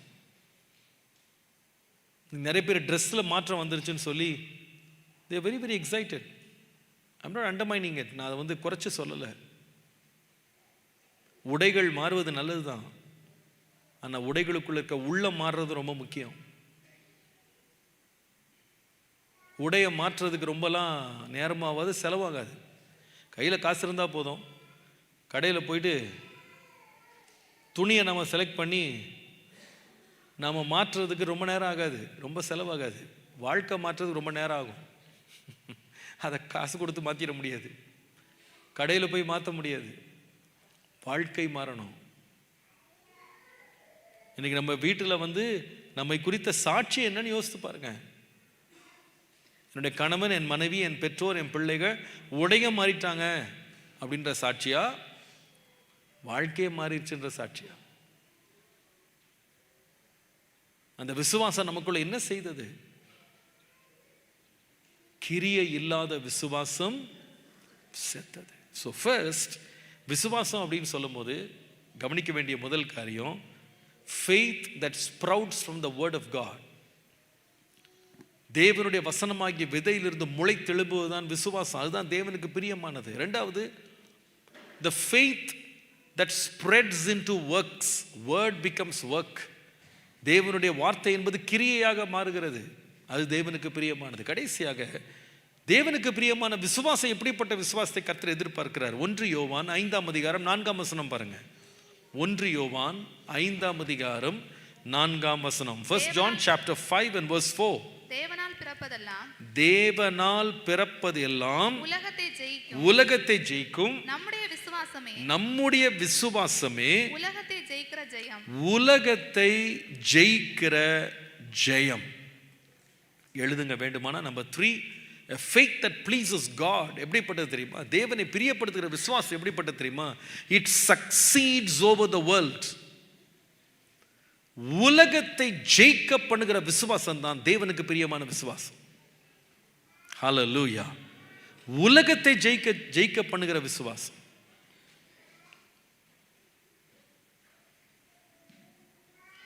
பழைய ஏற்பாட்டில் உலகத்தை ஜெயிக்கிறது அப்படின்றது எழுத்தின் பிரகாரமாக பார்க்கப்பட்டது.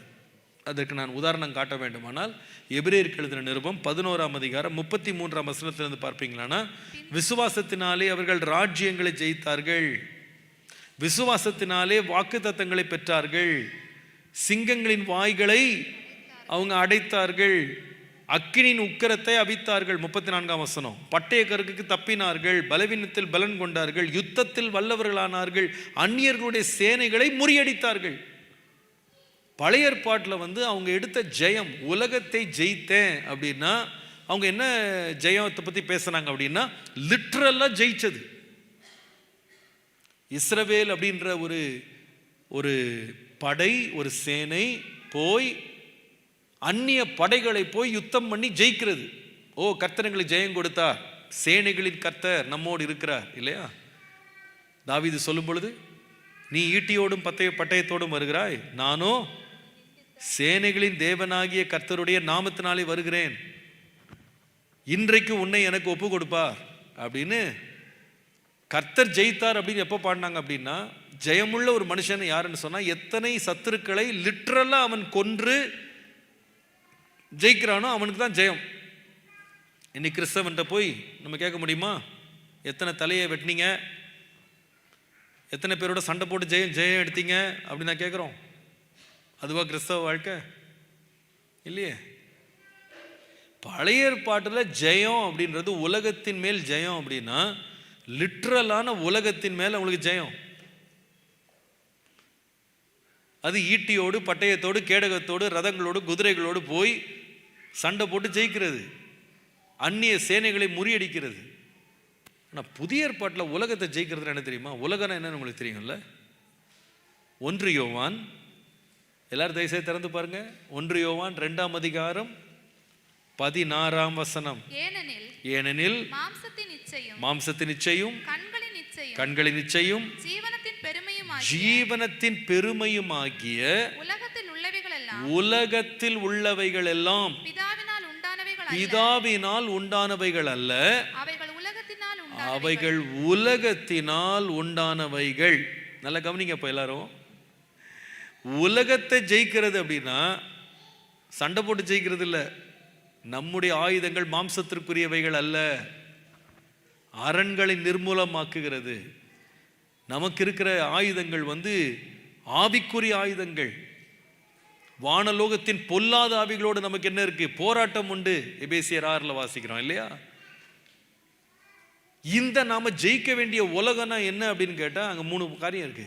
மாம்சத்தின் இச்சை, கண்களின் இச்சை, ஜீவனத்தின் பெருமை ஆகிய இவைகள் எல்லாம் உலகத்தினால் உண்டானவைகள். பிரியமானவர்கள் எல்லாம் கவனிங்க, நல்லா கவனிங்க.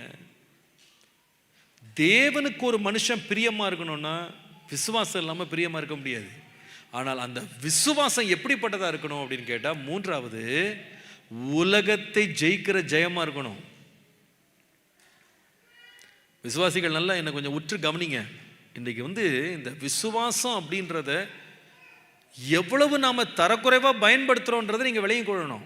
இன்னைக்கு நிறைய பேர் விசுவாசன்றது எதுக்கு பயன்படுத்துறாங்கன்னா, உலகத்தை சம்பாதிப்பதற்கு பயன்படுத்துறாங்க.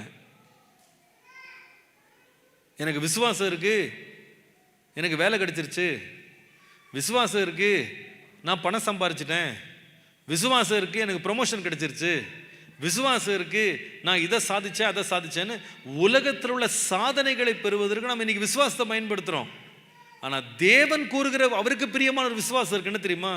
உலகத்தை சம்பாதிக்கிறது இல்ல, உலகத்தை ஜெயிக்கிற ஒரு ஜெயம். அதனால அர்த்தம் என்ன?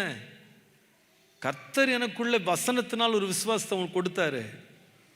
அந்த வசனம் எனக்குள்ள வந்ததுனால, இந்த விசுவாசம் எனக்குள்ள ஸ்ட்ராங்கா இருக்கிறதுனால மாம்சத்தின் நிச்சயம் நான் ஜெயித்திருக்கேன், கண்களின் நிச்சயம் நான் ஜெயித்திருக்கிறேன், ஜீவனத்தின் பெருமையை நான் ஜெயித்திருக்கிறேன். அதுதான் தேவனுக்கு பிரியமான ஜெயம். ஹல்லேலூயா. மற்றபடி நான் இவ்வளோ சம்பாரிச்சேன் அவ்வளோ சம்பாரிச்சேன், அதை பெற்றேன், இதை வாங்கினேன், அதை கட்டினேன், இல்லைங்க, இல்லை. என் விசுவாசம் அனித்தியமான இந்த காரியங்களுக்காக பயன்படுத்துறது இல்லை. என் விசுவாசம் உலகத்தினால் உண்டானவைகளால் கரைபடாதபடி உலகத்தை ஜெயிக்கிற ஜெயத்துக்கு நேரம் என்னை நடத்துது. இன்னைக்கு விசுவாசிகள், வேதனையோடு சொல்றேன், சாட்சிகள் என்ன கொடுக்குறாங்க? சாட்சி அப்படின்னா, நான் ஆண்டவரை ஏற்றுக்கொண்டேன், விசுவாசிச்சிட்டேன், ஆண்டவர் எனக்கு இது வாங்குறதுக்கு உதவி செய்தார், அது வாங்க உதவி செய்தார், அங்கே போனேன் இங்கே போனேன், அதை கட்டினேன் இதை கட்டினேன், இவ்வளோ சம்பாரிச்சேன். இதான் இன்னைக்கு நிறைய பேர் விசுவாச சாட்சி. ஆனால் அவங்க லைஃப்பை போய் பார்த்தா அந்த பழைய இருந்து பாருங்க லைஃப் அதுதான். அந்த கண்களின் இச்சையிலிருந்தோ, மாம்சத்தின் இச்சையிலிருந்தோ, ஜீவனத்தின் பெருமையிலிருந்தோ எந்த ஒரு விடுதலையும் அவர்களுக்கு இல்லை. அதில் இன்னும் அடிமைகளாக தான் இருக்காங்க. ஆனால் வேதம் சொல்ற ஒரு ஜெயம் இருக்கு. உங்கள் விசுவாசமே உலகத்தை ஜெயிக்கிற ஜெயம். நம்ம என்ன சாட்சி சொல்லணும் தெரியுமா? இயேசுவை விசுவாசத்தங்க, அவரோட வசனம் எனக்குள்ள கிரியை செய்ய ஆரம்பிச்சதுலேருந்து மாம்சத்தின் மேல இச்சையில் இருந்த அந்த பற்று என்னை விட்டு போயிடுச்சு. நான் கண்களின் இச்சைக்கு இப்போ நான் அடிமையாக வாழ்றது இல்லை. ஜீவனத்தின் பெருமை என் வாழ்க்கையை விட்டு அறவே போயிருச்சு. நான் என்னை முற்றிலும் தாழ்த்தினேன். எனக்கு இருந்த எல்லா ஆணவங்களும் கர்வங்களும் என்னை விட்டு போயிடுச்சு. நான் மிகுந்த மனத்தாழ்மை ஆயிட்டேன். அதுதான் ஜெயம். அது எப்படிப்பட்டதுன்னா தேவனுக்கு பிரியமானது. ஆண்டவரே, நான் உமக்கு பிரியமா இருக்கிறேனா? என் வாழ்க்கையின் வழியாக உண்மை நான் பிரியப்படுத்துறேனா? என் வாழ்க்கை தோற்று போன ஒரு வாழ்க்கையா இருக்கா? என் வாழ்க்கை ஜெயமுள்ள வாழ்க்கையா இருக்கா? கவனிங்க. ஒரு முறை ஒரு விசுவாசி ஒரு போதகர்கிட்ட வந்தாராம். வந்து சொன்னாராம், பாஸ்டர், நேத்திக்கு ராத்திரி எனக்கு ஆண்டவர் உணர்த்தினாரு, என்ன பிரதர் உணர்த்தினாரு? உங்கள் ஸ்கூட்டரில் 2 டயர் ரொம்ப தேஞ்சு போச்சு, அந்த டயரை வாங்கி கொடுக்கணும்னு ஆண்டவர் உணர்த்தினார். அதனால் 2 டயர் புதுசாக வாங்கி எடுத்துகிட்டு வந்திருக்கேன், நீங்கள் உங்கள் ஸ்கூட்டருக்கு வச்சுக்கிடுங்கன்னு சொன்னாராம். அப்போ அந்த பாசர் மேலேயும் கீழே அவரை பார்த்துட்டு அவர் கேட்டாராம், நீ கடந்த 6 மாதமாக நீ திருவிருந்து எடுக்கலை, அதுக்கு உன்னை உணர்த்தாத ஆண்டவர் என் டயருக்காக உன்னை உணர்த்தினாரா? அந்த டயர் எனக்கு தேவையில்லை. எப்படி 6 மாசமா திருவிருந்து எடுக்கலன்னு ஆவியானவர் உணர்த்தலை, ஆனால் எதை உணர்த்தாராம்? பாஸ்டருக்கு 2 டயர் வாங்கி கொடுக்கணும்னு உணர்த்தினாராம். இன்னைக்கு நிறைய பேர் இப்படிதான் உணர்வடைகிறாங்க. தங்களுடைய வாழ்க்கையில் இருக்கும் தோல்விகளை குறித்து அவங்களுக்கு கவலை இல்லை. இன்னும் பழைய பாவங்கள், பழைய இச்சைகள், பழைய பழக்க வழக்கங்களை போராடிக்கிட்டு இருக்காங்க. ஆனால் எதில் திருப்தி கொண்டாங்க தெரியுமா? நான் இந்தியாவில் சர்ச்சு கட்டி கொடுத்துட்டேன், நான் 4 மிஷினரி தாங்குறேன்,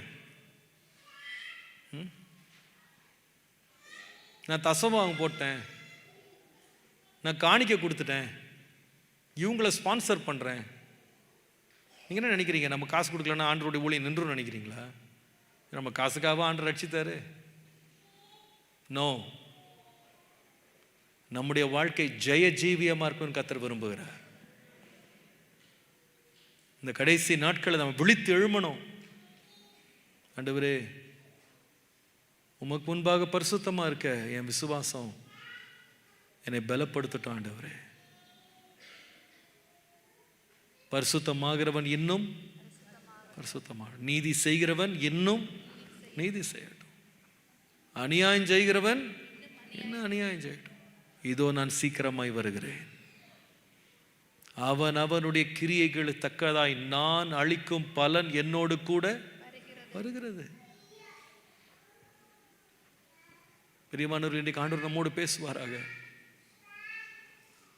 விசுவாசம் இல்லாமல் தேவனுக்கு பிரியமாயிருப்பது கூடாத காரியம். என் விசுவாசம் எப்படி இருக்கு? என் விசுவாசம் எதன் அடிப்படையில் நான் விசுவாசம் பேசிட்டு இருக்கேன்? தேவ வசனம் இல்லாத ஒரு விசுவாசம் இருக்கா?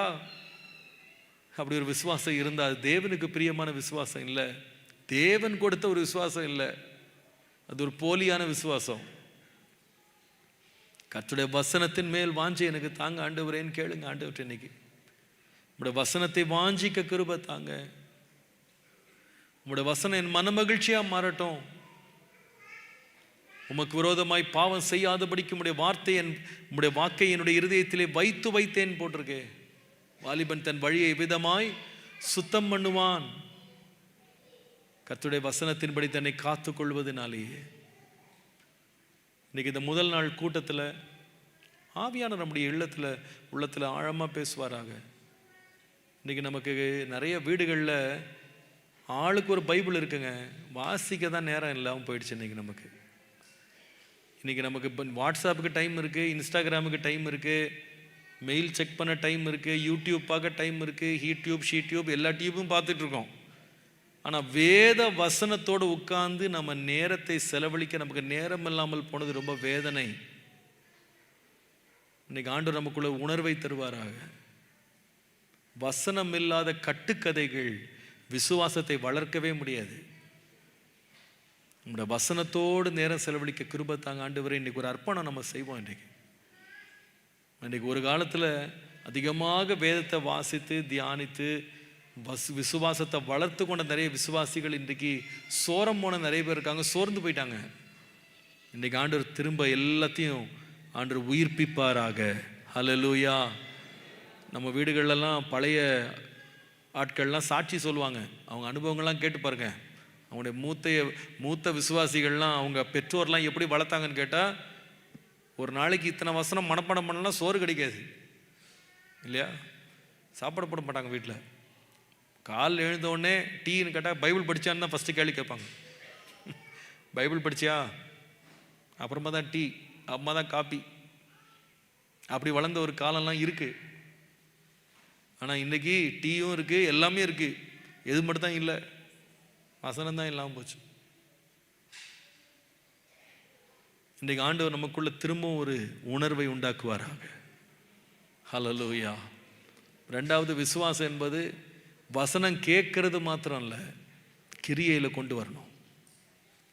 என் வாழ்க்கையில் ஆண்டவரே அது அந்த கிரியையாக வரணும் ஆண்டவரே. A faith that spreads word into actions. அதில் போட்டிருக்கீங்க title. It should turn into works. அந்த கிரியைகளில் அது பிரதிபலிக்கணும். கிரியை இல்லாத விசுவாசம் செத்தது. அந்த கிரியையில் செல்லுகிற விசுவாசம் மூன்றாவது நமக்கு என்ன கொடுக்கணும்னு சொன்னால், it should win over the world. உலகத்தை ஜெயிக்கிற ஜெயமாக மாறணும். ஒவ்வொருவருடைய வாழ்க்கையும் ஜெய ஜீவியமாக இருக்கணும். தோற்று போனவனாக அல்ல ஆண்டவரே, ஜெயிக்கிறவனாக மாறணும். இன்றைக்கி ஒருவேளை வெளியரங்கமாக நீங்கள் ஜெயித்த ஒரு விசுவாசியாக இருக்கலாம். கர்த்தர் விரும்புகிறது உள்ளான ஜெயம். மாம்சத்தின் இச்சையின் மேலே, கண்களின் இச்சையின் மேலே, ஜீவனத்தின் பெருமையின் மேலே விசுவாசத்தினால நான் உலகத்தையே ஜெயிக்கிற ஜெயத்தை நான் பெற்று அனுபவிக்கிற ஒரு விசுவாசத்தை எனக்கு தாங்கப்பா.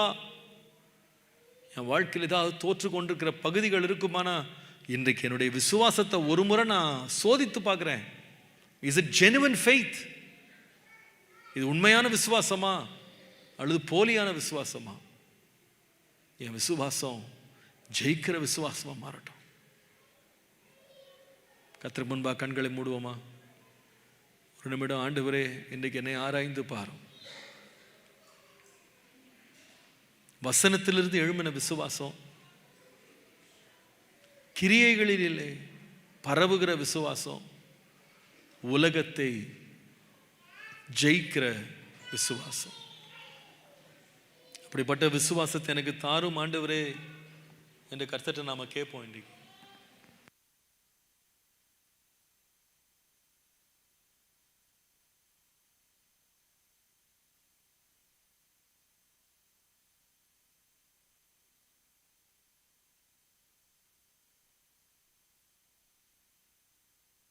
ஆண்டவரே, அப்படிப்பட்ட ஒரு விசுவாசத்தை எனக்குள்ள தாரும்.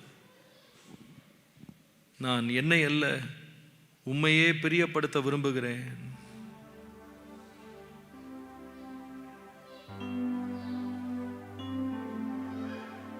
எல்லாரும் கண்களை மூடி, ஆண்டவரே, என் வாழ்க்கை உமக்கு பிரியமா இருக்கட்டும். உம்மை பிரியப்படுத்துகிற ஒரு விசுவாசம் எனக்கு உண்டாகட்டும் ஆண்டவரே, உண்டாகட்டும் ஆண்டவரே. உலகத்தை ஜெயிக்கிற விசுவாசத்தை எனக்கு தாங்கப்பா. என்னை ஒரு முறை கூட சுத்திகரி ஆண்டவரே.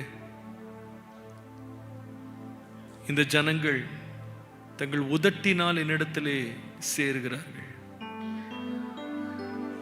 அவருடைய இருதயமோ என்னை விட்டு தூரமாய் இருக்கிறது என் ஆண்டவர் வேதனையோடு சொன்னாரு. அப்படிப்பட்ட ஒரு நிலை என் வாழ்க்கையில் இருக்கக்கூடாது. பாவத்தையும் அக்கிரமத்தை ஜெயித்து விசுவாசத்தில் வல்லவர்களாய் மாற எங்களுக்கு கிருபை தாங்கப்பா.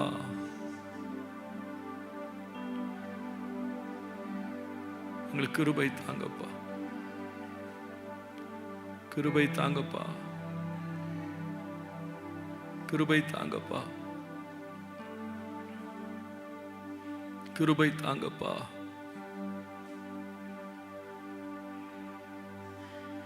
என்னை ஒரு முறை கூட கழுவி சுத்திகரியும். என் உள்ளந்திரியங்களை ஆராய்ந்து பாரும். வேதனை உண்டாக்கும் வழி என்னில் உண்டோ என்று ஆராய்ந்து என்னை நித்திய வழியிலே என்னை நடத்தும் ஆண்டவரே.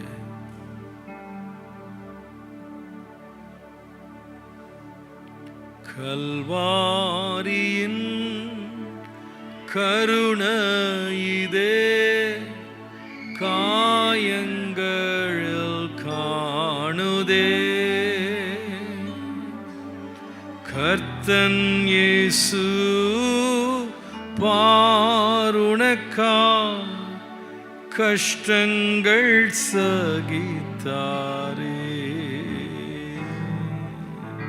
கர்த்தன் இயேசு பாருனக்கா கஷ்டங்கள் சகித்தாரே. விலையேற பெற்ற தீருரத்தமே அவர் விழாவினின்று பாயுதே. விலையேற பெற்ற தீருரத்தமே அவர் விழாவினின்று பாயுதே. விலையேற பெற்றோனாய் என்னை மாற்ற விலையாக ஈந்தனரே. விலையேற பெற்றோனாய் என்னை மாற்ற விலையாக ஈந்தனரே. இன்னைக்கு அந்த கல்வாரி அண்டைக்கு வரும். ஆண்டவரே, நான் விசுவாசம் வாயால நான் ரொம்ப பேசுறேன். நான் என் வாழ்க்கையில் அது எந்த மாற்றத்தையும் உண்டாக்கலையே ஆண்டவரே. உலகத்தை ஜெயிக்காத ஒரு வாழ்க்கை, உலகத்தோடு ஒன்றிணைந்த ஒரு வாழ்க்கையில தானே வாழ்ந்துட்டு இருக்கிறேன். என்னை ஒரு முறை கூட கழுவும் ஆண்டவரே, என்னை சுத்திகரியும் ஆண்டவரை கேட்பேன்.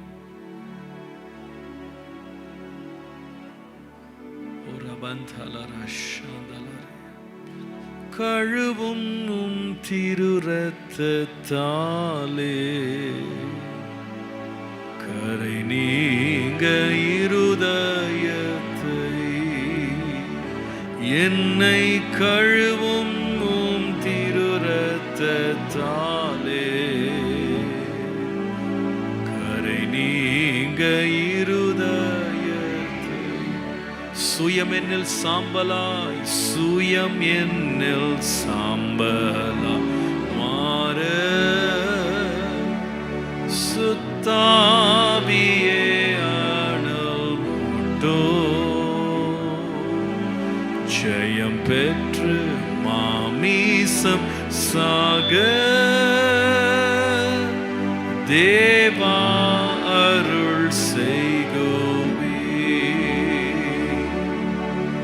ஜெயம் பெற்று மாமீசம் சாக தேவா அருள் செய்கோவே. கல்வாரியின் அன்பினையே கண்டு விரை தோடி வந்தேன். கல்வாரியின் அன்பினையே கண்டு விரை தோடி வந்தேன். கழுவும் திரு ரத்தத்தாலே கரை நீங்க இருதயத்தை. என்னை கழுவும் திரு ரத்தத்தாலே கரை நீங்க இருதயத்தை. ஒரு சரணத்தை எழுந்து நின்று பாடலாமா? ஒரு அர்ப்பணிப்பா பாடும். சுயம் என்னில் சாம்பலா மாறட்டும். உலகத்திலே ஜெயம் பெற்று என் மாமிசம் நான் சாக எனக்கு கிருபை தாங்க ஆண்டவரே. ஆண்டவர் நமக்குள்ள விசுவாசத்தை துவக்கி இருக்கிறார் வசனத்தினால. ஆனா சில பேருடைய வாழ்க்கையில நாம அந்த விசுவாசம் கிரியைகள் இல்லாம போனதுனால இந்த விசுவாசம் செத்தே போயிடுச்சு. நம்ம பேருக்கு பட்டத்திற்காக விசுவாசியா இருக்கலாம், அது தேவனுக்கு பிரியம் இல்லை. கிரியை செய்யாமலே நான் தேவனை விசுவாசிக்கிறேன்னு விசுவாசம் கூட சொல்லுது.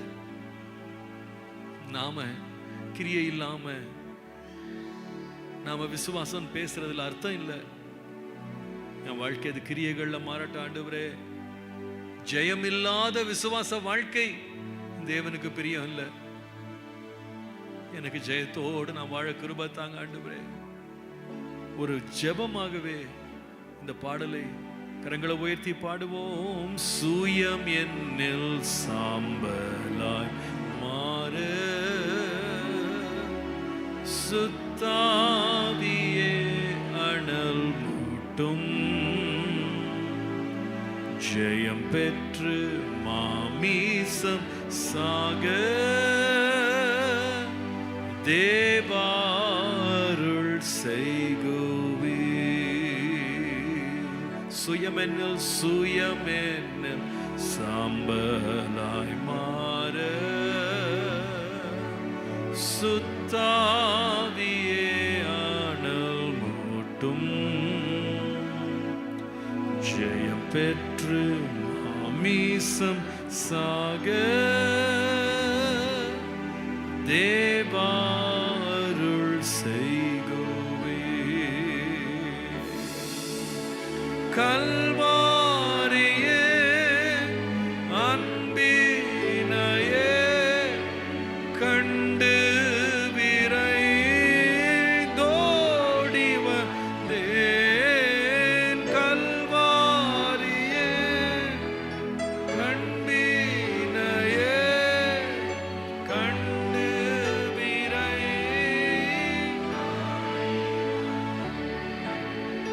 கழுவும் திருரத்தாலே கரை நீங்க இருதயத்தை இன்று கழுவோமும் திருரத்தாலே கரை நீங்க இருதயத்தை. நின்று கொண்டிருக்கும் போது 2 நிமிஷம் இந்த கையை உயர்த்தி ஜெபம் பண்ணுங்க. ஆவியானவர் என்ன அந்த நேரத்தில் உணர்த்துறாரோ, ஆண்டவரே இந்த ஒரு பிரச்சனை, இந்த ஒரு பலவீனம், இந்த மாம்சத்தின் கிரியை, இந்த ஜீவனத்தின் பெருமை, இதோட நான் போராடிக்கிட்டே இருக்கிறேன். எனக்குள்ள இந்த ஆழமான விசுவாசம் எனக்கு கொடுத்துருக்கிறீங்க. உலகத்தை ஜெயிக்கிறதற்கு எனக்கு கிருபை தாங்க. தொடர்ந்து தோற்று கொண்டிருக்கிறேன், என்னை நீங்க பலப்படுத்துங்க. ஆண்டவர்கிட்ட கேளுங்க. உம்மாலே முடியும்ப்பா, என்னை பலப்படுத்துகிற கிறிஸ்துவினாலே எல்லாவற்றையும் செய்ய எனக்கு பலன் உண்டுன்னு வாசிக்கிறோமே. எனக்கு அந்த கோபத்திலிருந்து விடுதலை இல்லப்பா, இந்த எரிச்சல்லிருந்து விடுதலை இல்லை, கசப்புலேருந்து விடுதலை இல்லை. நான் வெறுமனை பேருக்கு விசுவாசின்னு இல்லாம உண்மையை என் லைஃப் ஒரு விக்டோரியஸ் லைஃபா இருக்கிறதுக்கு என்னை அர்ப்பணிக்கிறேன். பாவத்தை வெறுக்கிறேன், அக்கிரமத்தை வெறுக்கிறேன், என் வீட்டை விட்டு தூரமாக்குறேன். உமக்கு வேதனை உண்டாக்குற வழி ஏதாவது இருக்குமானா அதை நான் என்னை விட்டு எடுத்துறேன். ஆண்டவரே, என் மாம்சத்துக்கு நான் பிரியமா இல்லை, உலகத்துக்கு பிரியமா இல்லை, மனுஷனுக்கு பிரியமா இல்லை, கர்த்தருக்கு பிரியமா இருக்கணும். எனக்கு கிருபை தாங்க. ஒரு நிமிஷம் அப்படியே ஜெபம் பண்ணுவோம். ஆவியானவருடைய கிரியைக்கு ஒப்பு கொடுங்க. ஆவியானவர் என்ன பேசும் அதற்கு அப்படியே அர்ப்பணிச்சிருங்க. எனக்கு கிருபை தாங்க ஆண்டவரே, உமக்கு பிரியமாக வாழ கிருபை தாங்க. Thank you, Jesus.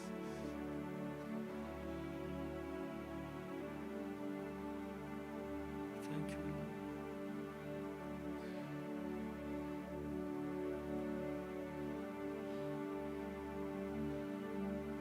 ஆண்டவரே, இந்த வசனத்தை கேட்ட உம்முடைய அடியார்களும் பேசின அடியானும் என் வாயின் வார்த்தைகள் என் இருதயத்தின் தியானம் உம்முடைய சமூகத்தில் பிரீதியாய் இருக்க எங்களை அர்ப்பணிக்கிறோம். வழி நடத்தும் இயேசுவின் நாமத்தில் பிதாவே, ஆமென்.